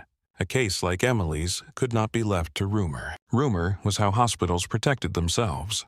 Documentation was how patients survived history. On the 4th morning, Mara received a certified email from St. Gabriel. Administrative leave continued.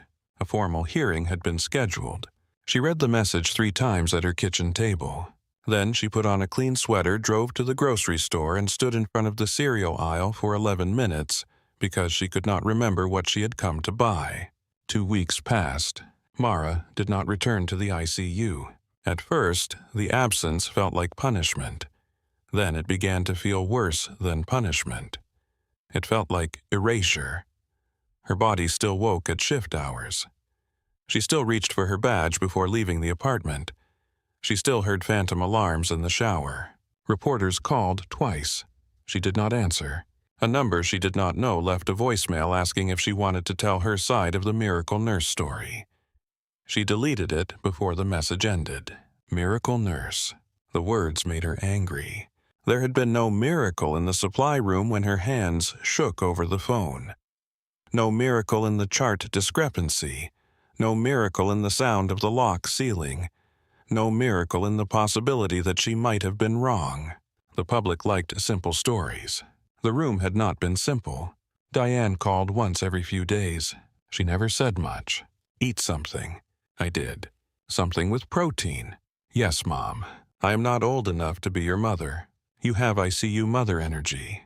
Do not make me regret checking on you. Mara would smile for a second, then ask the question she always asked. How is Emily? Diane's answers were careful because the case was protected now. Stable. More responsive today. Tired. Fever last night, better now. Rourke thinks rehab may take her next week. Every answer became a small object Mara carried through the day. Then the hearing came. The hospital conference room looked different in daylight. Larger. Colder. The same lighthouse print hung on the wall the one Mara had stared at while risk management asked her why she locked the ICU door. Sunlight came through tall windows and settled across a polished table where 7 people sat with folders in front of them. Mara entered wearing a navy blazer borrowed from Diane. It fit in the shoulders but not in the sleeves. Her hair was pulled back too tightly. She had slept 3 hours. Patricia Wells from Risk Management sat near the end of the table. Beside her were the chief nursing officer, the chief medical officer, a legal representative, a physician peer reviewer, an ethics committee member, and a woman from Human Resources who had the mournful expression of someone trained to deliver bad news kindly. Diane sat behind Mara, not at the table, but close enough that Mara could feel her presence like a hand at her back. Dr. Keene was there too. He sat across the room, not as judge, not exactly as defendant, but as part of the record. His face was unreadable. He looked tired, older. The precise arrogance that once seemed stitched into his posture had loosened into something heavier. The chair of the review board, Dr. Elaine Porter, opened the folder in front of her. Nurse Ellison. This hearing concerns your conduct during the early morning hours of October 9th in the Neuro ICU, specifically regarding the patient, Emily Vance. Mara nodded. Her mouth was dry. Dr. Porter continued.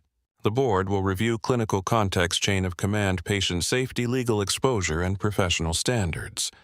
You will have the opportunity to answer questions. Yes, ma'am.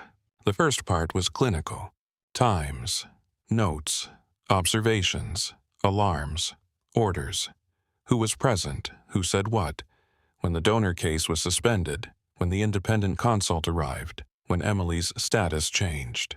Mara answered as cleanly as she could. When she did not know, she said she did not know. When she remembered, she gave the detail. She did not dramatize. She did not cry. She did not look at Dr. Keene. Then the legal representative leaned forward. Nurse Ellison, you activated an emergency privacy lock preventing immediate access to a patient room. Yes. Were you aware that this could delay intervention in the event of cardiopulmonary instability? Yes. Were you aware that a physician had instructed you to step aside? Yes. Were you aware the patient had been legally declared deceased? Mara paused. Yes. The words seemed to travel through the room and come back at her. The representative looked down at her notes. Then why did you believe you had the right to continue? Mara looked at her hands, then lifted her eyes. I did not believe I had the right. I believed I had the responsibility. A slight shift moved through the room. The representative did not blink. Responsibility based on what? Observed changes. Heart rate response to stimulus. Possible hand flexion. Eyelid movement following sound. Chart timing questions regarding sedative discontinuation. Borderline temperature during initial assessment. A witnessed response to a familiar phrase. Then repeat response to verbal command. Dr. Porter said you understood those observations could have been reflexive. Yes, and still you escalated. I called Dr. Keene first. Keene's eyes moved to her. Mara kept going. He examined her and disagreed. I understand that, but the responses became more specific after that. I believed there was enough uncertainty to justify delaying organ recovery until repeat testing occurred. The ethics committee member, a small man with round glasses, folded his hands. Nurse Ellison, why did you not request an ethics consult? Mara almost laughed, but the sound died before it formed. Because it was 3:17 in the morning, and the operating room was scheduled before dawn. No one corrected her. The chief nursing officer spoke next. Do you regret locking the door? Mara felt Diane shift behind her. She looked at the table. Yes. Patricia Wells made a note. Mara continued before anyone else could speak. I regret that I could not find a safer way to make everyone stop. I regret that I created risk. I regret that I put my charge nurse in an impossible position. I regret that security had to be called. I regret that Emily's father had to watch professionals fight beside his daughter's bed. She swallowed. But I do not regret asking Emily to answer. The room went silent. Dr. Keene looked down.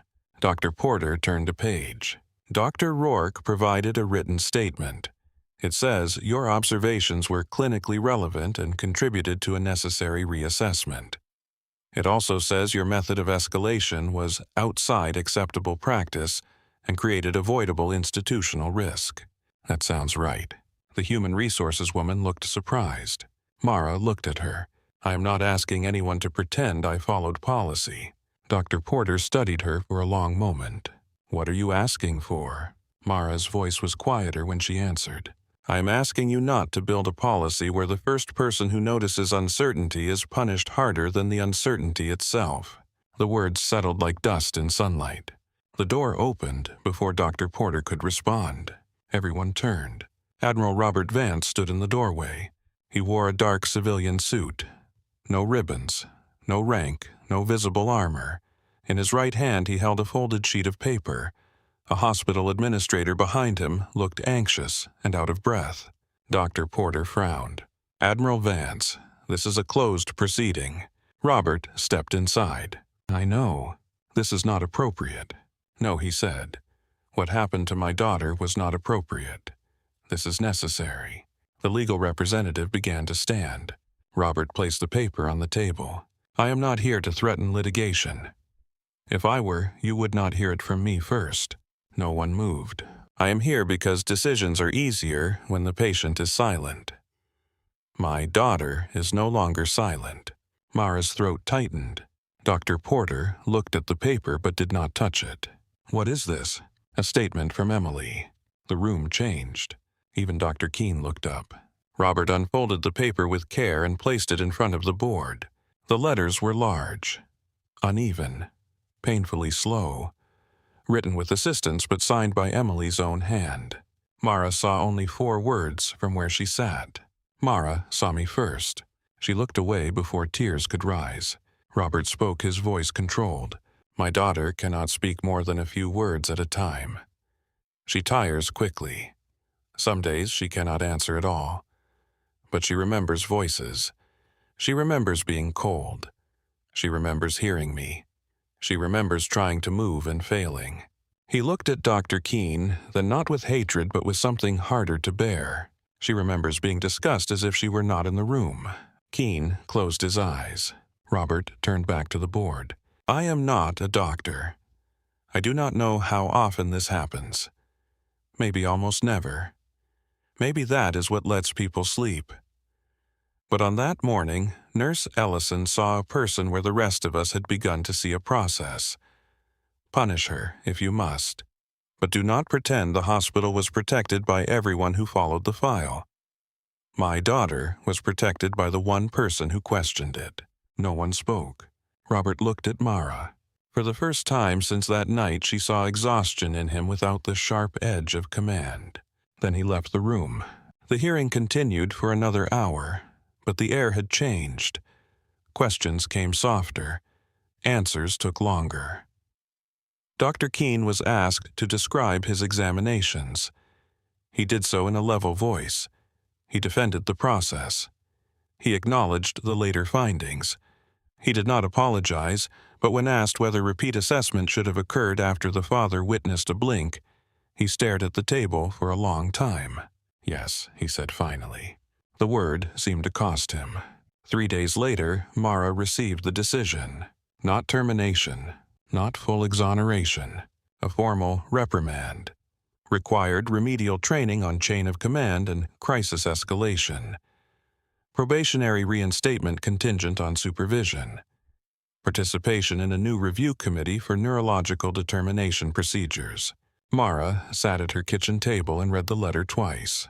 Then she laughed once sharply because her hands were shaking too hard to hold the paper still. Diane came over that evening with takeout Thai food and a grocery bag full of things Mara had forgotten people needed to stay alive. Apples, eggs, bread, coffee, dish soap. She read the letter at the counter. "Well," Diane said. Mara looked up from the couch. "Well." They found the most hospital way possible to say, "Never do that again, but also thank God you did." Mara let her head fall back against the cushion. "Do you think I should go back?" Diane did not answer right away. She put the letter down. "I think you should not decide while scared. I'm always scared now." "Good." Mara opened one eye. "You keep saying things like that. Because fearless nurses are dangerous." Mara looked toward the window. Outside, evening traffic moved in soft lines of white and red. "I keep seeing his hand," she said.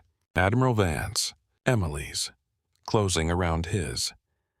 I keep thinking if it had happened 5 minutes later, 10 minutes later." Diane sat beside her. "It did not, but it almost did." "Yes?" Mara turned toward her. "How do you work in a place where almost is that close?" Diane's face softened. "You learn that almost is where most of us live." Emily was transferred to a military-affiliated neurological rehabilitation center near the Chesapeake Bay in late November. The facility did not look like a hospital from the outside. It had wide windows, low brick buildings, pine trees, and therapy decks facing the water. Inside, it was all work, quiet work, repetitive work, the kind of work that did not look heroic until someone had to do it. Emily arrived in a transport bed, thinner than before, her hair growing back in soft, uneven patches around the surgical scar. The ventilator was gone, replaced by oxygen support she sometimes needed and sometimes refused with fierce, blinking annoyance. She had a feeding tube. Her right side responded better than her left. Her voice existed only as breath and fragments, but her eyes were open. That alone remade every room she entered. Robert moved into temporary housing nearby. He learned the schedule. Speech therapy at 9. Occupational therapy at 10:30. Rest.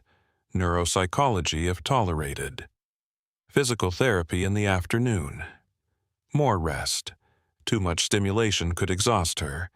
Too little could slow progress. He learned not to ask 5 questions in a row. He learned to wait. That was the hardest thing. Command had trained him to fill uncertainty with action. Emily's recovery demanded the opposite. He had to stand still while she fought to lift one finger.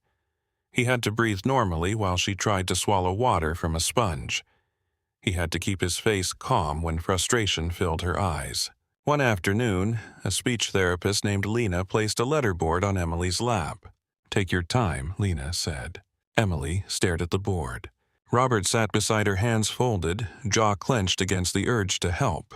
Emily's right index finger hovered. It trembled badly. The first letter took almost a minute. M, then another. A. Robert leaned forward before he could stop himself. Lena gave him a warning look. He sat back. Emily continued. D. Robert frowned. M-A-D. Lena smiled gently. "Are you mad?" Emily blinked once. "Yes." "At who?" Emily's finger dragged across the board. D. A. D. Robert's face opened with pain so sudden he looked younger. "Me." One blink. Lena shifted in her chair. "Can you tell him why?" Emily stared at the board. Her finger did not move for a long time. Then she began again. L. E. F. T. Robert bowed his head. Left. He knew what she meant. Dinner. The missed call. The voicemail. The years of leaving and returning and expecting love to hold its position like a loyal unit awaiting orders. "I know," he said. Emily's eyes filled. The therapist did not interrupt. Robert moved closer, but not too close. "I am sorry." Emily closed her eyes. A tear slipped down her temple into her hair. Robert had been forgiven by government's commanders' widows and men under fire. None of that had prepared him to ask forgiveness from his daughter one letter at a time. Mara did not visit at first. She was not sure she had the right. She returned to St. Gabriel under probation in December, assigned at first to lower acuity ICU patients under Diane's supervision. People treated her differently, some with admiration, some with discomfort. Some avoided her because she reminded them of a question they did not want near their own charts. The first time she entered the medication room, 2 nurses stopped talking. Mara pretended not to notice. The first time she passed Dr. Keene in the hallway, both of them slowed. He looked as though he might speak. She prepared herself for blame. Instead, he said, "Nurse Ellison." "Dr. Keene." A silence opened. He held a patient file in one hand. "I reviewed the revised neurological determination protocol." Mara nodded. "It is thorough." "Yes." Another silence. Then he said, "Your documentation was clear." It was not an apology. It was not nothing. "Thank you," Mara said. Keene looked past her toward the ICU doors. "I have spent my career trying to protect families from false hope." Mara waited. His voice grew quieter. "I did not understand that certainty can become its own form of harm." Mara did not know what to say, so she said the only thing that felt honest. "I did not understand how dangerous doubt could be." Keene looked back at her. For a moment the old sharpness returned, but without cruelty. Then, perhaps both of us learned something neither of us wanted. He walked away. Mara stood in the hallway until Diane called her name from the nurse's station and told her to stop haunting the corridor. In January, Dr. Rourke invited Mara to the rehabilitation center. Not as a visitor at first. As part of a case review, a small group gathered in a conference room overlooking the bay. Dr. Rourke, 2 rehabilitation physicians, a speech therapist and ICU educator, Diane Mara, and 3 nurses from St. Gabriel. The goal was to discuss early recognition of covert consciousness in catastrophic brain injury cases. Mara hated the phrase case review. Emily was not a case to her. She was the young woman with the blue bird bracelet and the father who asked the dark to answer. Still, Mara attended. Dr. Rourke began with scans, timelines, and the revised protocol. She spoke about confounders medication, clearance, temperature, repeat examinations, and the need for humility when findings and bedside observations did not align. Mara listened. Then Dr. Rourke looked at her. "Nurse Ellison, tell us what made you uncomfortable first." Mara felt every eye turn. She wanted to say the blink because that was dramatic and simple. But it was not the truth. "The heart rate," she said. Dr. Rourke nodded. "Why?" "It moved after cold saline. It may not have meant consciousness, I knew that, but it was timed. Then the hand, then the eyelid. Each thing alone was weak. Together they made a pattern I could not ignore." One of the physicians asked, "At what point did you believe she was conscious?" Mara thought about it. "I did not let myself believe it. I only believed the conclusion deserved to be challenged." Dr. Rourke looked satisfied. "Good. Belief is not the tool. Observation is." After the review, Robert found Mara in the hallway.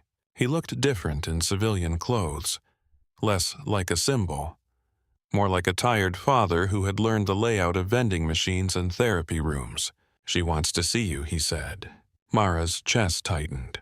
"Are you sure? She spelled your name 3 times this morning. The therapist told me if I did not bring you in, Emily might fire me as her father." Mara smiled despite herself.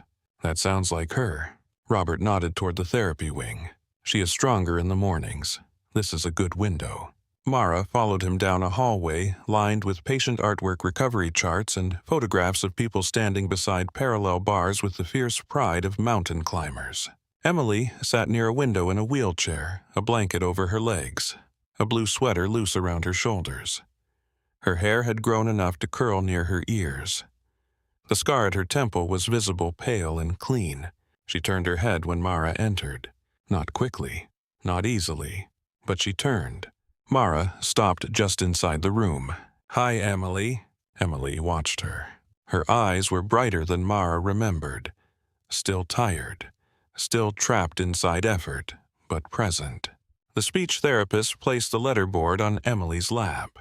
Emily's finger moved slowly. M-A-R-A. Mara stepped closer. "That is me." Emily's mouth twitched. Almost a smile. Her finger moved again. S-A-W-M-E. Mara pressed both hands over her mouth. Robert looked toward the window. The therapist whispered, "Take your time." Mara lowered her hands. "I did," she said, "but you did the hard part." Emily's eyes narrowed slightly. Her finger moved. N-O. Mara laughed through tears. "Number." Emily blinked once. Then she spelled again. A-O-U. Mara shook her head. "Emily." Emily's hand tired. The therapist moved the board away. But Emily kept looking at Mara, and in that look was something more complicated than gratitude. There was anger, memory, fear, recognition. There was a person emerging through wreckage, not as a symbol of hope, but as herself. Mara pulled a chair close. "Your dad told me about the flight goggles." Emily's eyes shifted toward Robert. Robert raised both hands. "I gave a sanitized version." Emily blinked once, slow and accusing. Mara smiled. "I heard you threw them in the bay." Emily's mouth twitched again. This time the smile arrived. Small, crooked, real. Months moved differently after that. Emily's recovery refused to become a straight line. In February, she spoke her first clear word. Number. It happened during occupational therapy when Robert tried to help her move a cup before she was ready. The word came out rough and breathy but unmistakable. Robert stepped back immediately, hands raised like a suspect. The therapist laughed. Emily looked deeply pleased. In March, she managed 3 assisted steps between parallel bars. Afterward, she slept for 16 hours. In April, she had a setback. Fever. Weakness. No speech for 4 days. Robert sat beside her bed and tried not to let panic turn him back into a commander. Mara visited on the 3rd day and found him standing in the hallway with both hands pressed against the wall. "She is tired," Mara said. Robert did not look at her. "I know. She is still here." His shoulders dropped. "I know that too." But knowing did not make waiting easier. By May, Emily could speak in short phrases when rested. Her voice was soft, sometimes slurred, often frustratingly slow for someone whose mind had once run faster than everyone else in the room. She hated being helped too quickly. She hated being praised for things she considered basic human functions. She hated the word miracle most of all. A local news station requested an interview. Emily answered with the letterboard. "Oh?" Robert smiled. "That is her final statement." Mara's own life settled into a new shape. She remained at St. Gabriel through the end of her probation, then accepted an offer from Dr. Rourke to join a military civilian neurological trauma initiative connected with the Rehabilitation Center and regional hospitals.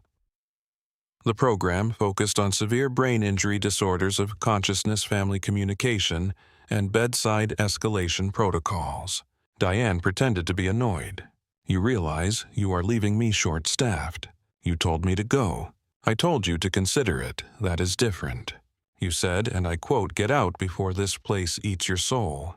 I was being poetic. You are never poetic." Diane hugged her in the empty break room on Mara's last day. It was quick and fierce. When she pulled back, her eyes were wet. "Chart clean," Diane said. Mara smiled. "Ask early. Apologize later." They both laughed, but not because it was funny. Before leaving St. Gabriel, Mara walked to the neuro ICU one last time. Room 812 had another patient now, an elderly man recovering from a stroke.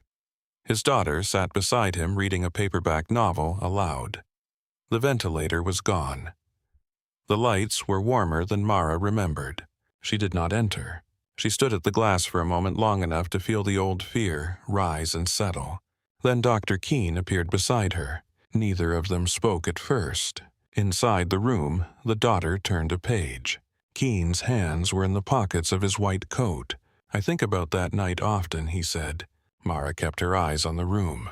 "So do I. I reviewed every brain death declaration I made in the past 5 years. She looked at him then. He did not look proud of this. He looked burdened. "And no comparable case." Mara nodded. "That is good." "Yes." But his face did not change. After a moment, he said, "Being almost alone does not make a mistake smaller." Mara had no answer. Keene looked through the glass. The new protocol requires a mandatory pause after any witnessed possible command response, even if judged likely reflexive. Independent review before procurement continues. That sounds right. It is inconvenient. I bet. He almost smiled. Then he turned toward her. "You were wrong to lock the door." Mara met his eyes. "I know. You were right to make us stop." "I know that too." Keene nodded once. It was the closest thing to peace they would get. In June, Emily sat on a therapy deck overlooking the Chesapeake Bay as the sun climbed out of the water. The morning was clear, the air cool, the horizon washed in gold. Gulls moved over the shoreline. Somewhere behind the building, a physical therapist laughed at something a patient said. The world sounded indecently normal. Emily wore a navy sweatshirt and soft gray pants. Her hair was shorter than before the accident, but it had grown thick enough to tuck behind one ear. Her right hand rested on the arm of the wheelchair. Her left hand still lagged stubborn and slow, but she had begun to move it when angry enough. Robert stood beside her holding an old photograph. Emily at 8 years old. Oversized flight goggles. Missing front teeth. A grin too large for her face. Mara stood a few steps back with Dr. Rourke and Lena, the speech therapist. She had not planned to be there for this moment. She had come for a program meeting. Robert had waved her over without explanation. Emily saw the photograph and rolled her eyes. The movement was small but unmistakably Emily. Robert looked offended. These were elite aviation goggles. Emily took a slow breath. Plastic. Everyone froze. The word was soft. Rough. Perfect. Robert looked at her. "What did you say?" Emily's mouth worked. Her face tightened with effort. "Plastic," she repeated. Lena pressed her hands together, trying not to interrupt with excitement. Robert laughed, and the laugh broke halfway through. "Yes," he said, "they were plastic." Emily's eyes moved to the photograph again. Robert crouched beside her. For once, he did not fill the silence. He waited. Emily looked past him toward the bay. The sunlight touched the side of her face, catching the pale line of the scar at her temple. Mara thought of the first night, the ventilator tape, the white tag at the foot of the bed, the coolers waiting in the hall, the monitor pretending numbers could explain a person. Robert's voice softened. "Bluebird." Emily's eyes shifted to him. He swallowed. "Status check." The deck went quiet. Mara felt the question pass through her body, not as a test now, not as evidence, as memory, as love, as a door that had once been almost closed. Emily drew in a breath. Her lips parted. Nothing came. Robert did not move. Mara saw his hands tighten, then relax. He had learned. He would not rush her. He would not command this moment into being. Emily tried again. The first sound was only air. The second had shape. Still, she closed her eyes, exhausted by one word. Robert lowered his head. But Emily was not finished. Her eyes opened again.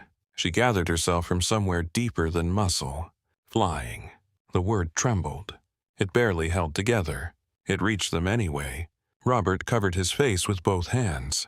Lena cried openly. Dr. Rourke looked out over the bay, blinking hard. Mara stood very still, afraid that if she moved, the world might notice how fragile it had been all along. Emily looked toward her. Not fully, not fast, but enough. Mara stepped closer. Emily's right hand shifted on the wheelchair arm. Mara understood and placed her fingers gently beneath it. For a second, nothing happened. Then Emily squeezed. Weakly. Clearly. The same answer from the first night now carried into daylight. Mara smiled through tears. "I hear you," she said. Emily's mouth curved. Robert lowered his hands and looked at his daughter as if Sunrise had chosen one person to touch first. Behind them, the bay moved under the morning light. No alarms, no sealed doors, no one waiting with coolers. Only a father, a daughter, a nurse, and the long, uneven sound of a life returning one breath at a time. This story is about grief, instinct, medical certainty, and the terrifying question of who gets to decide when hope is over. Watch closely, because before dawn, one blink changes everything. Like this video and comment where you're watching from.